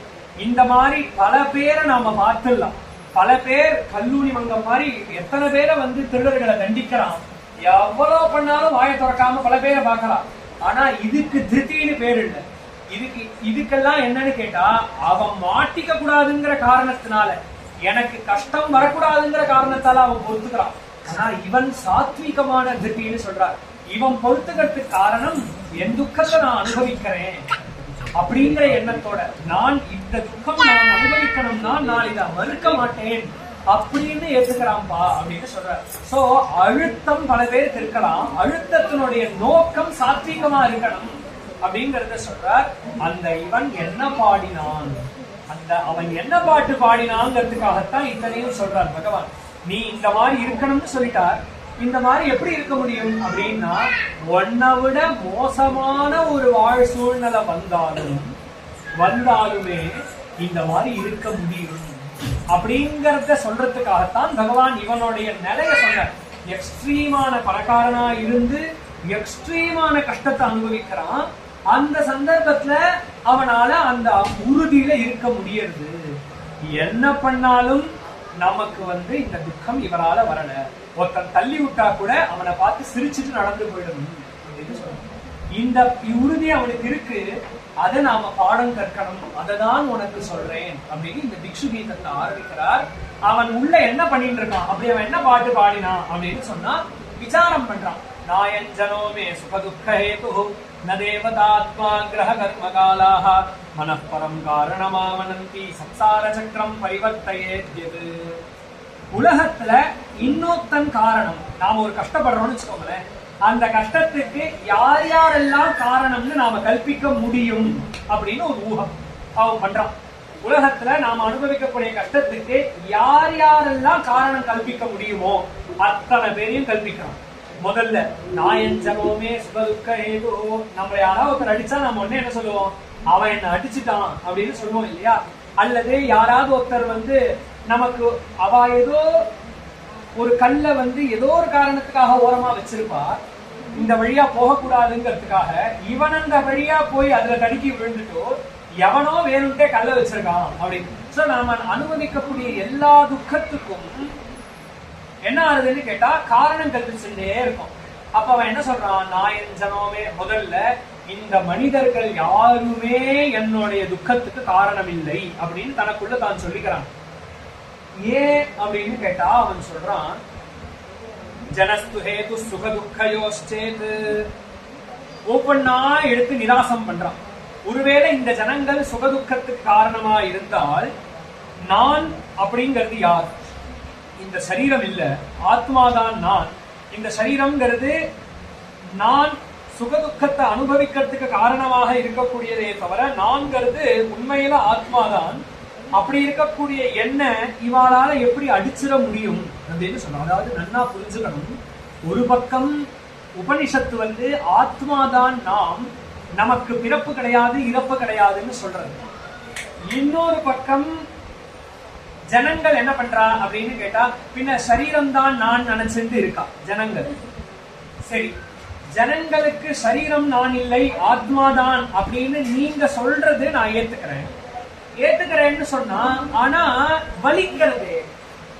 சரீரம் நான் இல்ல ஆத்மாதான் நான் அப்படின்னு சொன்னா, சரீரத்துக்கு ஒரு துக்கம் வந்தா எனக்கு ஏன் வலிக்கிறது?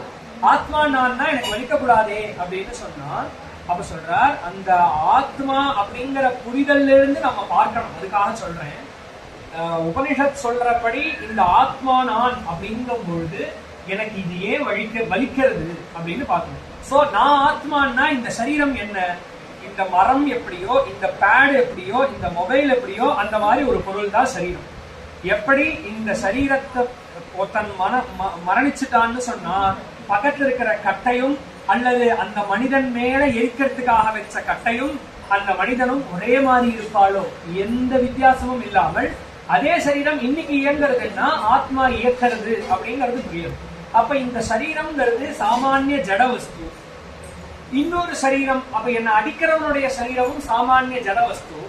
ஒரு சரீரம் இன்னொரு சரீரத்தை அடிக்க முடியுமே தவிர ஒரு சரீரத்தினால ஆத்மாவை அடிக்க முடியாது. ஏன்னா ஆத்மாக்கு ஸ்ட்ரக்சர் கிடையாது. உருவம் இல்லாத பொருளை அடிக்க முடியாது. காத்தை அடிக்க முடியாது, ஆகாசத்தை அடிக்க முடியாது. ஏன்னா காத்துக்கும் ஆகாசத்துக்கும் உருவம் இல்லை. அப்ப இவன் நான் ஆத்மான்னு சொன்னா இப்ப எனக்கு ஏன் வலிக்கிறதுங்கிறத பத்தி பின்னாடி விசாரிப்போம். நான் ஆத்மா, இந்த சரீரம் ஒரு ஜடவஸ்து. சரீரத்தை அடிச்சா நான் என்ன அடிக்கிறான்னு நான் நினைக்கிறது தான் பிரச்சனை அப்படிங்கிற இடத்துல இதை கொண்டு வரும். என்ன சொல்றான் அப்படின்னு கேட்டா, நாயஞ்சனோமே சுகதுக்க ஹேது கிமாத்மனஸ்தத்ர. அந்த ஆத்மாக்கு என்ன வந்தது? இவன் என்னை எச்ச துப்புறான்னா இந்த சரீரத்து மேல துப்புறான், என்ன இல்லை அப்படிங்கறத நாம அனுசந்தானம் பண்ணணும். அப்ப என்ன நடக்கிறது அப்படின்னு கேட்டா, பௌம யோஸ்தது. எப்படி மலை பாறையிலேருந்து மேலேந்து ஒரு கல்லு உருண்டு இன்னொரு கல்லு மேல விழுந்து போகிண்டா என்ன நடக்குமோ அதே மாதிரிதான் ஒரு சரீரம் இன்னொரு சரீரத்து மேல வேகமா பட்டாலும் நடக்கிறது. அந்த கல்லுக்கு இந்த எண்ணம் இல்ல, என்ன அது அடிச்சிருத்துன்னு. நமக்கு இந்த ஞானம் இருக்கு, அறிவு இருக்கு, என்ன அவன் அடிச்சுட்டான், அவ்வளவுதான் வித்தியாசம்னு சொல்றாரு. அப்போ அடுத்தது ஒரு பூர்வபட்சம், இவன் அடிக்காட்டி எனக்கு எப்படி வலிக்கும்? சரி, நான் இப்ப என்ன சொல்றான், இன்டென்ஷனா அவன் அடிச்சான். நீங்க சொல்ற மாதிரி ஏதோ கல்லு விழுந்தா மாதிரி தானா விழுத சுவாமி, பர்பஸ்ஃபுல்லா இன்டென்ஷனலா அவன் என்ன அடிக்கிறான். அப்ப இது எப்படி அப்படி ஏற்க முடியும் அப்படின்னு கேட்டா, ஓஹோ, அப்போ ஒரு கிரியைய ஒருத்தன் புத்திபூர்வகமா பண்றான் அப்படின்னு சொன்னா அவன் மேல நீ காரணம் கல்பிக்கிற அப்படின்னு சொன்னா, இப்ப நான் ஒரு இடத்துக்கு வரேன், நீயே உன் நாக்க சில சமயத்துல கடிச்சுக்கிற இல்லையா? கடிச்சுக்கரிச்சே இந்த இடத்த நீ யார் மேல, இப்ப நீ என்ன பண்ணிட்ட, எந்த துக்கம் வந்தாலும் அந்த துக்கத்துக்கு யாராவது ஒருத்தர் காரணம் அப்படின்னு கல்பிச்சு கண்டுபிடிச்சு நீ பழகிட்ட. இப்ப நீயே உன் பல்ல கடிச்சுட்டா யார் மேல குறை சொல்லுவ? அப்படி என்ன பண்ற, வாய மூடிண்டு பொறுத்துக்க. அந்த கஷ்டத்தை என்ன பண்றோம், கண்ணுல தண்ணி வந்துடுறது அந்த கடிக்கு, ஆனா அந்த வலிய வாய மூடிண்டு பொறுத்துக்கிறோம். அப்ப இங்க பகவான் சொல்றார், ரொம்ப அவுடேட்டடா பாகவதம் இருக்குன்னு எனக்கு தோன்றது. ஏன்னு கேட்டா, இன்னைக்கு தான் தன் நாக்க கடிச்சுட்டா யாரோ திட்டுறான்னு சொல்ற அளவுக்கு நீ நம்ம வந்துட்டோம். யோகோ நாக்க கடிச்சுட்டியா, யாரோ திட்டுறா அதனாலதான் கடிச்சுக்கிறேன் அப்படிங்கிறான். அதே மாதிரி இது எந்த அளவுக்கு அஜ்ஞானத்தினுடைய பிரதிபலிப்புங்கிறதுக்காக சொல்றேன். அப்போ இந்த பொறுமை கூட இல்லாத ஜெனரேஷன் இப்ப என்ன ஆயிடுதுன்னு கேட்டா, யாரோ ஒருத்தர் நம்மளை திட்டுறா அதனாலதான் நம்ம நாக்க கடிச்சுக்கிறோம் அப்படிங்கிற அளவுக்கு. நமக்கு இரும்பல் பொறையேறினா கூட யாரோ ஒருத்தர் நம்மளை நினைச்சுக்கிறா அதனால வந்தது இப்படின்னு கல்பனை பண்ண ஆரம்பிச்சிட்டோம். ஆனா பகவான் கேட்கிறார், அப்ப நீ எப்படி வாய முடிந்து பொறுத்துக்கிறியோ, எந்த விதமான எதிர்ப்பையும் காட்டாம. ஒருத்தன் அடிக்கச்சே அவனை அடிக்கிற, அவனை திட்டுற, அவனை குறை சொல்ற, எல்லாம் பண்ற. ஆனா நீ உன்னை அடிச்சுக்கும் போது ஒரு கத்தி எடுத்து உன் கையையோ நாக்கையோ வெட்டிக்கிற, பல்ல உடைச்சுக்கிறியா? இல்லையே. எதிர்ப்பு காட்டாம வலிய பொறுத்துக்கிறது. சோ உன்னால முடியறது, உன்னால உன்னுடைய துக்கம் உனக்கு வரும் பொழுது எதிர்ப்பு காட்டாம வலிய பொறுத்துக்கிறதுங்கிறது முடியறது. உன் விஷயத்துல இன்னொருத்தன்னு வந்துட்டா மட்டும் அவனை ஏதாவது ஒண்ணு பண்ணிடணும்னு ஏன் நினைக்கிற? அப்ப நீ என்ன பண்ணணும் அப்படின்னு கேட்டா, நீ இதை எல்லா இடத்துலயும் பண்ணு, ஒண்ணுமே வேண்டாம். இப்ப நான் என் பல்ல கடிச்சுட்டா அந்த வலியை எப்படி, கண்ணுல தண்ணி வர அளவுக்கு வலி வந்தா கூட எப்படி நான் பொறுத்துப்பேனும், இதையே எல்லாத்தையும் பண்றேன். எதுக்கு இதுக்கு ஒரு எதிர்வினை ஆற்றணும்னு ஏன் நினைக்கிறேன்? என் பல்ல புடுங்கணும், என் நாக்க அறுக்கணும்னு நினைக்காதனா, ஒண்ணு பேசுற வாய்க்கு நடுவுல நாக்கு போயிடுதுன்னா நாக்க வெட்டணும், இல்ல பேசாம நாக்கு வரும்பொழுது பல்லு கடிச்சிருக்குன்னா பல்ல உடைக்கணும். இது ரெண்டுமே பண்ணாம எப்படி வாய மூடின்னு இருக்கியோ, அதே மாதிரி தெரியாம பட்டுது அப்படின்னாலும் தெரிஞ்சே பட்டுது, நீ போய் அவன் தலையில அவன் வண்டி கடியில விழுந்தாலும் அவன் உன் மேல வண்டி ஏத்தினாலுமே நீ பொறுத்துக்கணும் அப்படிங்கறதான் இங்க நீ தெரிஞ்சுக்கணும் அப்படிங்கறத சொன்னார். அதுக்கு அடுத்தது, அதனால இப்ப என்ன சொல்ல வந்தார், முதல் கேள்வினால நம்மளுடைய துக்கத்துக்கு இன்னொருத்தன் காரணம் அப்படிங்கிற குறை சொல்றத நிறுத்து அப்படின்னு சொல்றார். அடுத்தது, அப்போ இங்க உன் பல்ல நீயே கடிச்சுக்கிறதுக்கு உன்னுடைய சுகதுக்கம் தான் காரணம் அப்படிங்கிறதுக்கு. அப்ப ஏதோ ஒரு காரணம், அவன் காரணம் இல்லைன்னா நீதான் காரணம்னு நீ சொன்னேன்னா, நான் என்ன இன்டென்ஷனலா கடிச்சுட்டேன், நான் வேணும்டேவா கடிச்சுக்க போறேன். அப்ப ஏதோ கடிச்சுட்டேன்னு சொன்னா அப்ப ஏன் நடந்ததுன்னா, நான் அப்ப அனுபவிக்க வேண்டிய கஷ்டம் அனுபவிச்சுருக்கேன்னு எங்க அப்படி எப்படி சுகதுக்கத்தை கொண்டு போறியோ அந்த மாதிரி இன்னொருத்தன் அடிக்கச்சேவோ அந்த பிராக்டிஸ் பண்ணுன்னு சொல்ற. அவன் மேல நீ குறை சொல்றது நிறுத்து, உன்னால முடியும் அப்படின்னு சொல்ற. அடுத்தது, ரெண்டாவது துக்கஸ்ய ஹேதுர் யதி தேவதா ஸ்யாது. சில பேர் சொல்றா எனக்கு கண்ணு தெரியாததுக்கு தேவதைகள் தான் காரணம். அதாவது இப்ப சொல்றோம் இல்லையா, இந்த தேவதைகளுடைய விமுகம், இந்த தேவதைகள்லாம் நம்ம இடத்துல பிரசன்னமா இல்ல, அதனால நமக்கு இப்படி நடக்கிறதுன்னு சொல்றோம் இல்லையா. இப்போ சூரியனுக்கு நம்ம மேல கோபம் இருந்ததுன்னா கண்ணு தெரியாம போயிடும் அப்படின்னு சொல்றோம். அதனாலதான் கண்ணு தெரியலன்னா சூரியனை போய் வழிபடுறோம், அப்புறம் கண்ணு தெரியறது இல்லையா. காரிய காரண பாவம் அழகா தெரியாது. அப்போ துக்கத்துக்கு தேவதைகள் காரணம்னு சில பட்சம். முதல் வாதம் இன்னொரு மனிதனை ஃபேப்ரிகேட் பண்றது, அது இல்லை அப்படின்னு சொல்லிட்டார், அது கூடாது. தேவதைகள் காரணம் அப்படின்னு சொன்னா கிம் ஆத்மனஸ்தத்ர விகாரயோஸ்தது, அப்படி அங்க அந்த தேவதைகள் காரணம் அப்படின்னு எடுத்துட்டாலும் அங்க ஆத்மாக்கு இல்லை அப்படின்னு சொல்றாங்க. ஒரு தேவதை எப்போ ஒருத்தனை ஹிம்சிக்க முடியும் அப்படின்னு கேட்டா, மாற்றம் அடைந்த ஒருவனை தான் தேவதைகள்னால ஹிம்சிக்க முடியும் அப்படின்னு சொல்றாங்க. அதாவது சரீரம் உடையவன் அப்படின்னு அர்த்தம். யாருக்கு சரீரம் இருக்கோ அவனைதான் தேவதைகள் ஹிம்சிக்க முடியும். இப்ப எனக்கு கண்ணுங்கிறதே ஒண்ணு இல்லைன்னா சூரியனால என்ன எப்படி ஹிம்சிக்க முடியும்? உதாரணத்துக்கு சூரியனாலதான் கண்ணு போறதுன்னு சொல்றவாருடைய பட்சத்துல இருந்து, எனக்கு நாக்குன்னே ஒண்ணு இல்லை அப்படின்னு சொன்னா அக்னினால என்ன எப்படி ஹிம்சிக்க முடியும் இப்படிங்கிற கேள்வி. அப்போ விகாரமுடைய சரீரம் யாருக்கு இருக்கோ அவனைதான் தேவதைகள்னால தண்டிக்க முடியும். ஆத்மாவுக்கோ விகாரம் கிடையாது, ஆத்மாவுக்கோ சரீரம் அதாவது அழிவு அப்படிங்கிறது ஒண்ணு கிடையாது, சரீரம்ங்கிறது ஆத்மாவுக்கு இல்லை அப்படின்னு, ஆத்மா சரீர ரூபி இல்லை அப்படின்னு சொல்லி அங்கேயும் சொல்றார். என் அங்கம் அங்கேன நிகன்யதே கொச்சித்து சுத்தேத கஸ்மை புருஷஸ்வதேஹே அப்படின்னு கேட்கிறார். நமக்கு இப்ப நாம என்ன சொல்றோம், இந்த கை அப்படின்னு ஒண்ணு, இந்த கை அப்படிங்கிற கர்மேந்திரியத்துக்கு ஒரு தேவதை இருக்கா, அந்த தேவதை இந்த கை இந்த கால் அடிச்சதுக்கு தேவதை காரணம்னு சொல்றான்னு வச்சுக்கோமே. அப்போ வேண்டாம், இந்த கை இருக்கு, கத்தியால கண்ணை குத்தின்ட்டான் தெரியாம கண்ணு போயிடுச்சு அப்படின்னு வச்சுக்கோங்களேன். இப்ப என்ன ஆதித்யன் குத்தினான்னு நான் சொல்றான், தேவத்தை மேல இப்ப குறை சொல்ல மாட்டேங்கிறான். எந்த கண்ணு இயற்கையா போடும் போது ஆதித்யன் மேல சூரியன் மேல குறை சொன்னானோ அந்த கண்ணு தன் கையாலேயே தன் கண்ணை குத்தி கண் பார்வை போயிடுச்சு. முன்னாடி சொல்லும் பொழுது தாத்காலிகமான துக்கம் வந்தது, அதனால ஜனங்கள் மேல காரணம் சொன்னான். கண்ணு போச்சுன்னா ஜன்மா பூரா கண்ணு போச்சு, பர்மனன்ட் துக்கம்னா தேவதை மேல காரணம் போடுறது. இப்ப சொல்ற உன் கையாலேயே நீ கண்ணை குத்திக்கும் பொழுது யார் மேல குறை சொல்லுவ? அப்போ அது மட்டும் இல்ல, நாமே சில சமயம் என்ன பண்றோம்னு கேட்டா, நமக்கு ஒரு வியாதி வந்துட்டு இந்த விரலை வெட்டினாதான் மிச்சம் உடம்பு குழைக்கும்னா தானே தன் காலை வெட்டிக்கிறான். அப்போ இப்ப நீ எந்த தேவத்தை மேல காரணம் சொல்ல போற? கையங்கிறதுக்கும் ஒரு தேவத்தை உண்டு, காலியங்கிறதுக்கும் ஒரு தேவத்தை உண்டு, பலம் கொடுக்கக்கூடிய தேவத்தை. அப்படி இருக்கும் பொழுது நீயே உன்னை வற்புறுத்திக்கும் பொழுது தேவதை மேல காரணம் சொல்றது இல்லையேமா.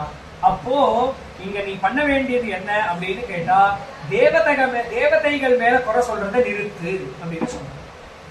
அடுத்தது என்ன அப்படின்னா, ஆத்மா எதிர்சியாத் சுகதுக்க ஹேது. நான் தான் சுவாமி இதுக்கெல்லாம் பாருங்க. சில பேர் இதுல முத்தி போய் என்ன பண்ணிடுறான்னு கேட்டா, இன்னொருத்தன் நமக்கு சுகமும் துக்கமும் கொடுக்கறது இல்ல அப்படிங்கறதோட நிறுத்திக்காம அது முத்தி போய் எல்லாத்துக்கும் நான் தான் காரணம் சுவாமி, நான் தான், என்னாலதான்னு அதுவும் துக்கம், அதுவும் குற்றம். சாஸ்திரப்படி அந்த சுக துக்கத்துக்கு மனசுதான் காரணம்னு தான் சாஸ்திரம் சொல்றதே தவிர நீ காரணம்ங்கிறத சாஸ்திரமும் ஏத்துக்காது. இன்ஃபேக்ட் நான் தான் எல்லாத்துக்கும் காரணம்னு தன்னை யார் சொல்லிக்கிறானோ அவன் இன்னும் கீழே தான் போவான், அவன் முன்னேறவே மாட்டான் வாழ்க்கையில. எல்லாத்துக்கும் என்னாலதான்ங்கிறவன் வாழ்க்கையில கீழே தான் போவான்னு தவிர முன்னேற மாட்டான். அப்போ ஆத்மா, சில பேர் சொல்றா இல்லையா, நான் தான் எல்லாத்துக்கும் காரணம் சுவாமி, அவள்லாம் ரொம்ப நல்லவா இப்படின்னு சொல்றேன்னு நினைச்சுட்டு தன்னை தாழ்த்திக்கிறான். வேதம் சொன்னது அவனை காரணம் சொல்லாதன்னு தானே தவிர ஒன்ன சொல்லிக்கோன்னு சொல்லணும். அப்ப அடுத்தது பின்ன என்ன காரணம்ங்கிறத கடைசியில சொல்ல போறது, ஒவ்வொன்னா தட்டிண்டு வருது. அப்ப ஆத்மா எதிர்சியா, நீதான் அதுக்கு காரணம்னு சில பேர் சொல்றா இல்லையா. அப்படி இருந்ததுன்னா கிம் அன்யதஸ்தத்ர நிஜஸ்வபாவஹா, ஆத்மா அப்படியேதான்ப்பா இருக்கு, அது ஒண்ணுமே பண்ணல. தூங்கறச்சே உன் பிரசன்ஸ் எப்படி இருக்கோ அதே பிரசன்ஸ் தான் ஜாகிரத அவஸ்தையிலையும் இருக்கு, சொப்னத்திலையும் இருக்கு. சொப்னம் காணும் தூங்கறச்சே நீ எப்படி இருக்கியோ, எந்த அசைவும் இல்லாமல் எந்த இதுவும் இல்லாமல் புரிஞ்சுக்கிறதுக்காக சொல்றேன். தூங்கறச்சேவும் நம்மளால ஆத்மாவை பார்க்க முடியாது, இருந்தாலும் தூங்கறச்சே ஆத்மா மட்டும்தான் இருக்கு, சரீரம் ஒடுங்கி இருக்குங்கிறதுனால சொல்றேன். சரீரம் ஒடுங்கி ஆத்மா மட்டும் காணக்கூடிய ஒரு தருணம் தூக்கம்ங்கிறது. அப்ப நீ எப்படி இருக்க? எந்த பயமும் கிடையாது. பக்கத்துல இருந்து சிங்கம் நடந்து போனாலும் பயம் கிடையாது. யாராவது எச்ச துப்பினாலும் கோபம் வர்றதில்லை. வேஷ்டி அவிழ்ந்து போனாலும் மானாவமானம் இல்ல. எதுவும் இல்லாம நீ எப்படி இருக்க? இதே மாதிரிதான்ப்பா நீ வாழச்சேவும் இருக்க. உன் மனசுதான் வெளியில இவ்வளவு படாத பாடு உன்னை படுத்தின்னு இருக்கு.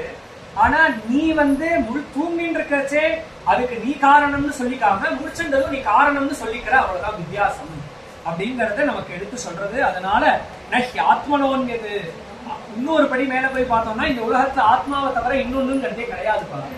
ஆத்மாவை தவிர இன்னொன்னுங்கிறது இல்லைங்கிறச்சே நீ இந்த துக்கம்ங்கிறதே ஒண்ணு இருக்குன்னு சொல்லக்கூடாது. இப்போ அவன் என்ன அடிச்சான், அதுக்கு நான் தான் காரணம்னு சொல்றேன்னா ஆத்மா காரணம்ங்கிறச்ச நீ என்ன பண்ணிட்ட? ஆத்மான்னு ஒண்ணு இருக்குன்னு ஏத்துட்ட. ஆத்மான்னு ஒண்ணு இருக்குன்னு பாத்துட்டேன்னா ஆத்மாவை தவிர இந்த உலகத்துல ஒண்ணுமில்லைங்கிறதையும் ஏற்கணும்.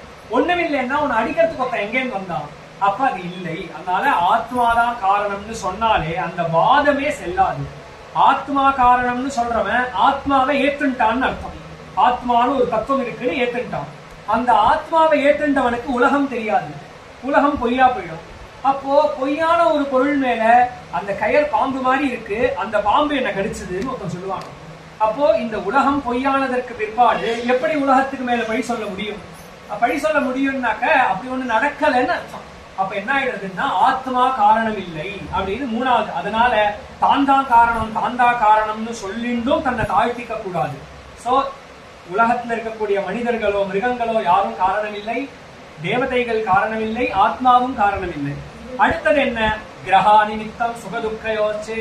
பெரும்பாலானவா கட்டம் சரியில்லை, ஜாதகம் சரியில்லை. சந்திரன் சுக்கிரனை பாக்குறார், சுக்கிரன் பிரகஸ்பதியை பாக்குறார், ராகு கேத்துவை பாக்குறார், சனியை பாக்குறார், இப்படின்னு சொல்லிட்டு கஷ்டத்தை அனுபவிச்சுட்டு இருக்கா இல்லையா?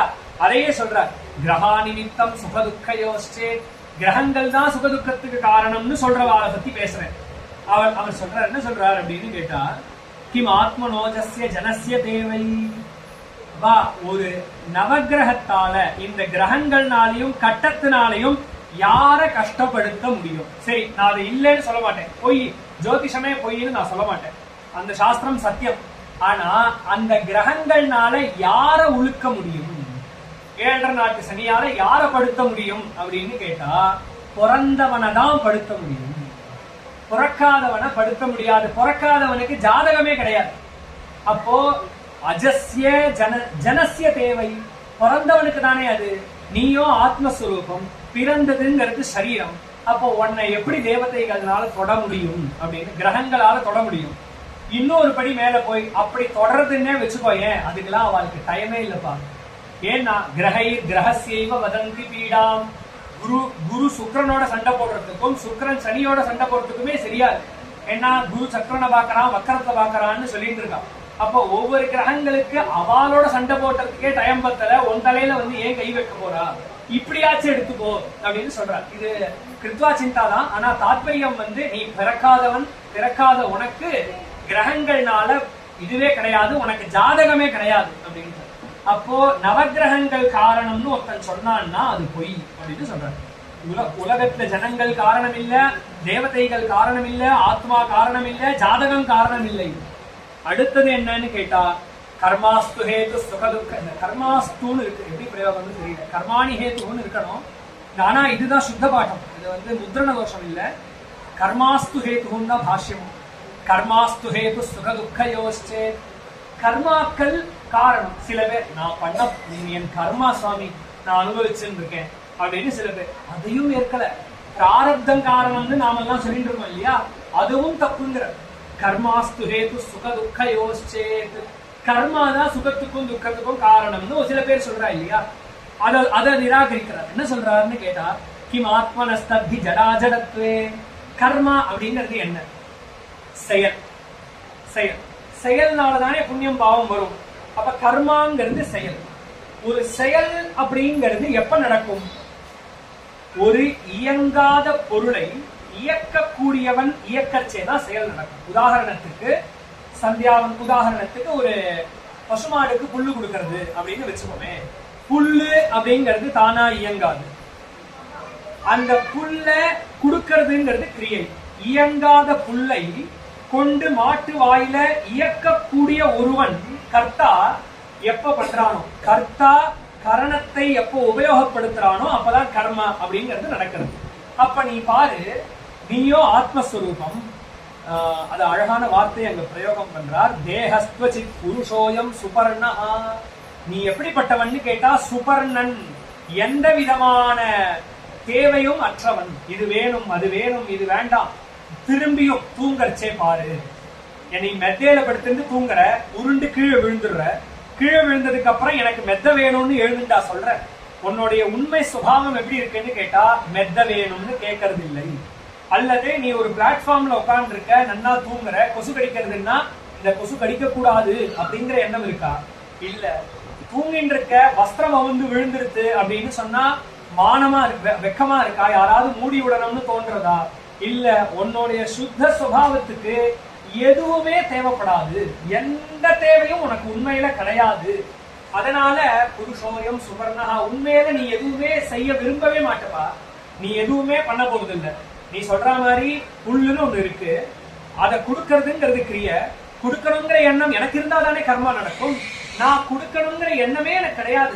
உண்மையில ஒரு ஜீவனுக்கு, அதாவது இந்த ஆத்மாவுக்கு செய்யணும் அப்படிங்கிற சங்கல்பமே கிடையாது. அப்படி இருக்கக்கூடிய ஒருவன் எப்படி இந்த கர்மாவை செய்வான்? அப்போ சுகதுக்கம் அப்படிங்கிறது நடக்கிறது அப்படிங்கிறதே போய். சோ கர்மா காரணம்னு நீ சொல்லாத. ஏன்னா கர்மா அப்படிங்கறதே நீ செஞ்சாதான் நடக்கும், நீயோ செயலற்றவனாக இருக்கிறாய் அப்படின்னு சொன்னார். கடைசி காரணமாக காலஸ்து ஹேது, காலம்தான் சுகதுக்கத்துக்கு ஹேது. சில பேர் சொல்றா, என் கெட்ட காலம், என் போராத காலம், நான் கஷ்டப்பட்டு இருக்கேன், அதையும் சொல்லக்கூடாதுங்கிற. ஏன் அப்படின்னு கேட்டா, காலம் எப்படிப்பா காரணமாகும்? காலம்னா யார்? இந்த கேள்விக்கு டைம்னா என்ன, வாட் இஸ் டைம் அப்படிங்கிற கேள்விக்கு இன்னைக்குமே சயின்ஸ்ல பதில் கிடையாது. அவ தேடிண்டே இருக்கா. டைம்ங்கிற வார்த்தைக்கு இதுதான் பொருள்னு சொல்லவே முடியாது. காலம். அதனாலதான் சொல்றார் அவ்யக்தா அப்படின்னு சொல்றார். காலஸ்வரூபனான பகவான இன்னவன் அப்படின்னு நம்மளை யாராலும் சொல்ல முடியுமோ? மணி டைம்னா என்ன அப்படின்னா, நான் உபயோகப்படுத்துறதுக்கு ஹேதுவா இருக்கக்கூடிய ஒண்ணு அப்படின்னா நீ அப்படின்னு வச்சுட்டு இருக்க. பட்சிகள்லாம் என்ன டைம் பார்த்துண்டா வாழறது? அப்போ நீங்க இந்த மாதிரி, நான் உதாரணத்துக்கு சொன்னேன், நீங்க டைம்னா இன்னதான், காலம்னா இது அப்படின்னு உங்களுக்கு என்னென்னலாம் தோன்றதோ எல்லாத்தையும் யோசிச்சு பாருங்க. நீங்களா கல்பிச்சிருந்த ஒரு பொருளாதான் இருக்குமே தவிர காலம்னா இதுதான் அப்படின்னு சொல்லவே முடியாது. அப்போ காலம்ங்கிறதே அவ்யக்தம், வாயினால விளக்க முடியாத ஒரு பொருள். ஆனா அது இல்லைன்னா எதுவுமே நடக்காத ஒரு பொருள். அது இன்றி அமையாது. ஆனா அத எப்படி இருக்குங்கிறத சொல்லவே முடியாது. அப்ப காலன்னா யாருன்னா, காலன்னா நீதான்பா அப்படின்னு. நான் பகவத்கீதையில விஸ்வரூப தரிசனத்துல விஸ்வரூபனான பகவான எல்லா பக்கமும் பார்த்ததும் அர்ஜுனன் கேட்கிறான், யாருடா நீ? நான் பார்த்த கிருஷ்ணன் நீ இல்லையே, எல்லா பக்கமும் இருக்கியே, நீ யார் அப்படின்னு விஸ்வரூபத்தை பார்த்து மிரண்டு போன அர்ஜுனனுக்கு பகவான் சொல்றது காலோஸ்மி. ஒரே ஸ்ரீ பகவான் வாச்ச காலோஸ்மி லோக க்ஷயகத் பிரவருத்தா. காலன் எதுக்காக வந்தேன்னா உலகத்தை அழிக்க வந்தேன் அப்படின்னு பதில் சொல்றேன். அப்ப காலன்னா யாருன்னா, ஒன்னை தாண்டி இப்போ இது ராத்திரி 8 மணி 9 மணி, இத நான் அனுபவிச்சு இந்த காலத்தை நான் இந்த காலத்துல என்னுடைய பிரசன்ஸ் இருக்கு இப்படிங்கறத தாண்டி காலத்துக்கு ஒரு பரிகல்பனமே கிடையாது. அப்ப காலம்ங்கிறதே வாழக்கூடிய நீதான் அப்படின்னு சொல்லி முடிச்சது. அதனால காலமும் காரணம் இல்ல. உன்னையே நீ எப்படி காரணம் சொல்ல முடியும்? நெருப்புக்கு நெருப்பு சுடாது, பனிக்கு குளிராது அப்படின்னு. நாக்னேர்ஹி தாபஹா ந ஹிமஸ்ய தத்ஸ்யாத் அப்படின்னு சொல்லி கடைசியில பின்ன ஏன் இவ்வளவு கஷ்டங்கள் நமக்கு வருது அப்படின்னு கேட்டா, மனப்பரம் காரணமாமனந்தி சம்சார சக்கரம் பரிவர்த்தை ஏறியது. மனசுதான் காரணம். அவன் அடிக்கிறது எனக்கு வலிக்கிறது அப்படின்னு நாம நினைக்கிறதும், அவன் என்ன அடிக்க கூடாது, அடிச்சா எனக்கு வலிக்கும் அப்படின்னு நாம என்ன நினைக்கிறோமோ அதுதான் காரணம். நான் ரொம்ப மேலாக சொல்றேன். ஒருத்தன் நம்மளை அடிக்கணும், உதாரணத்துக்கு ஒருத்தன் நல்லா இப்படி கைய வச்சுட்டு குத்துறா அப்படின்னு எதிர்பார்க்கிறான்னு வச்சுக்கோங்களேன், அந்த குத்த அவனுக்கு அது வலிக்காது. அவன் எக்ஸ்பெக்ட் பண்ணிட்டான் அந்த வலிய அப்படின்னு சொன்னா இங்க வலிக்காது இல்லையா? நம்மளே பார்க்கிறோம். அதே சமயம் இதே குத்த அவன் எதிர்பார்க்கலன்னா வலிக்கிறது இல்லையா? இப்போ தன்னுடைய மனநிலைக்கும் அந்த வலிக்கும் ஒரு சம்பந்தம் இருக்கு. அந்த அடியினால வலிக்காதப்போ அதை எதிர்பார்க்காதப்போ வலிக்கிறதுன்னா பியூரா நமக்கு தெரியறது நாம் நம்மளுடைய எண்ணத்தை, ஏதோ ஒரு எண்ணம் நமக்கு இந்த எதிர்பார்ப்புன்னு சொல்லக்கூடிய ஒரு எண்ணம், அதனால வலி வருது அப்படிங்கிறது தெரியுது. அது மட்டும் இல்ல, இப்ப வலிக்கும், இதை நம்ம பொறுத்துக்கணும் அப்படின்னு ஒருத்தன் வந்து டாக்டர் இன்ஜெக்ஷன் போடுறச்ச உட்காரான்னு வச்சுக்கோங்க, அப்பயும் அவன் மேல கோபம் வராது.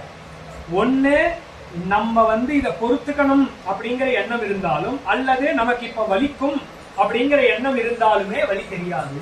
அப்ப சொல்றார், எல்லா காலத்திலயுமே எனக்கு இவன், நான் இப்போ உங்ககிட்ட பேசுறேன்னா இதை நீ கேட்கணும்னு நினைச்சுட்டே தான் நான் பேசுவேன்.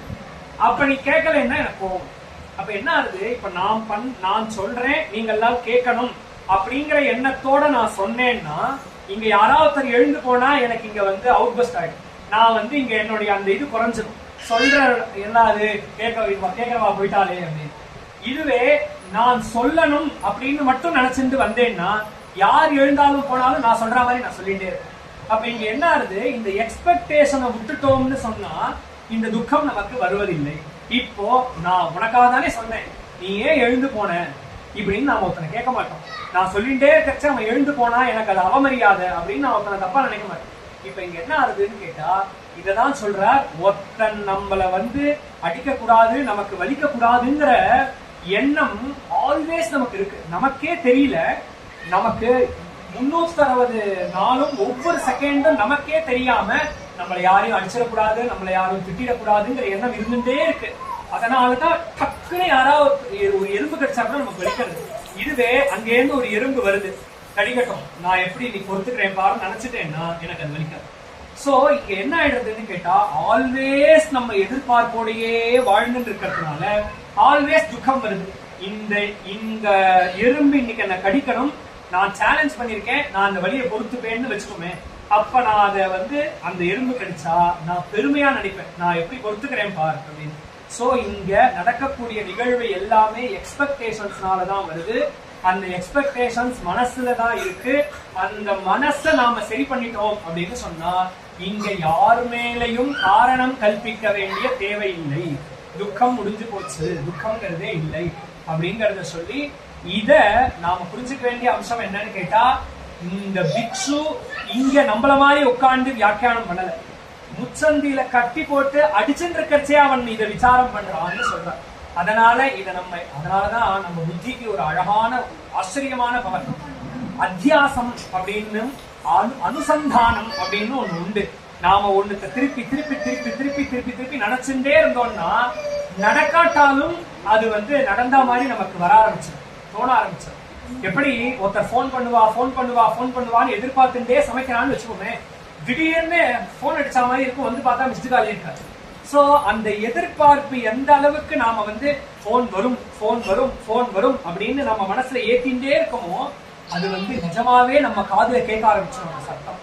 அந்த மாதிரி நம்ம மனசுல உலகத்துல இருக்கிறது எதுவுமே காரணம் இல்லை அப்படின்னு எந்த அளவுக்கு சொல்லிக்கிறோமோ, ஒரு அளவுக்கு மேல அந்த பிக்ஷு மாதிரி நிக்கும் பொழுதும் நமக்கு அந்த எண்ணம் வந்துடும். அது சொல்லிடுறாரு, அப்படி ஒருத்தன் அடிக்கும் பொழுதும் உனக்கு தோணிடும் இது வந்து இவாளால நடக்கல அப்படின்னு சகஜமா வந்துடும்.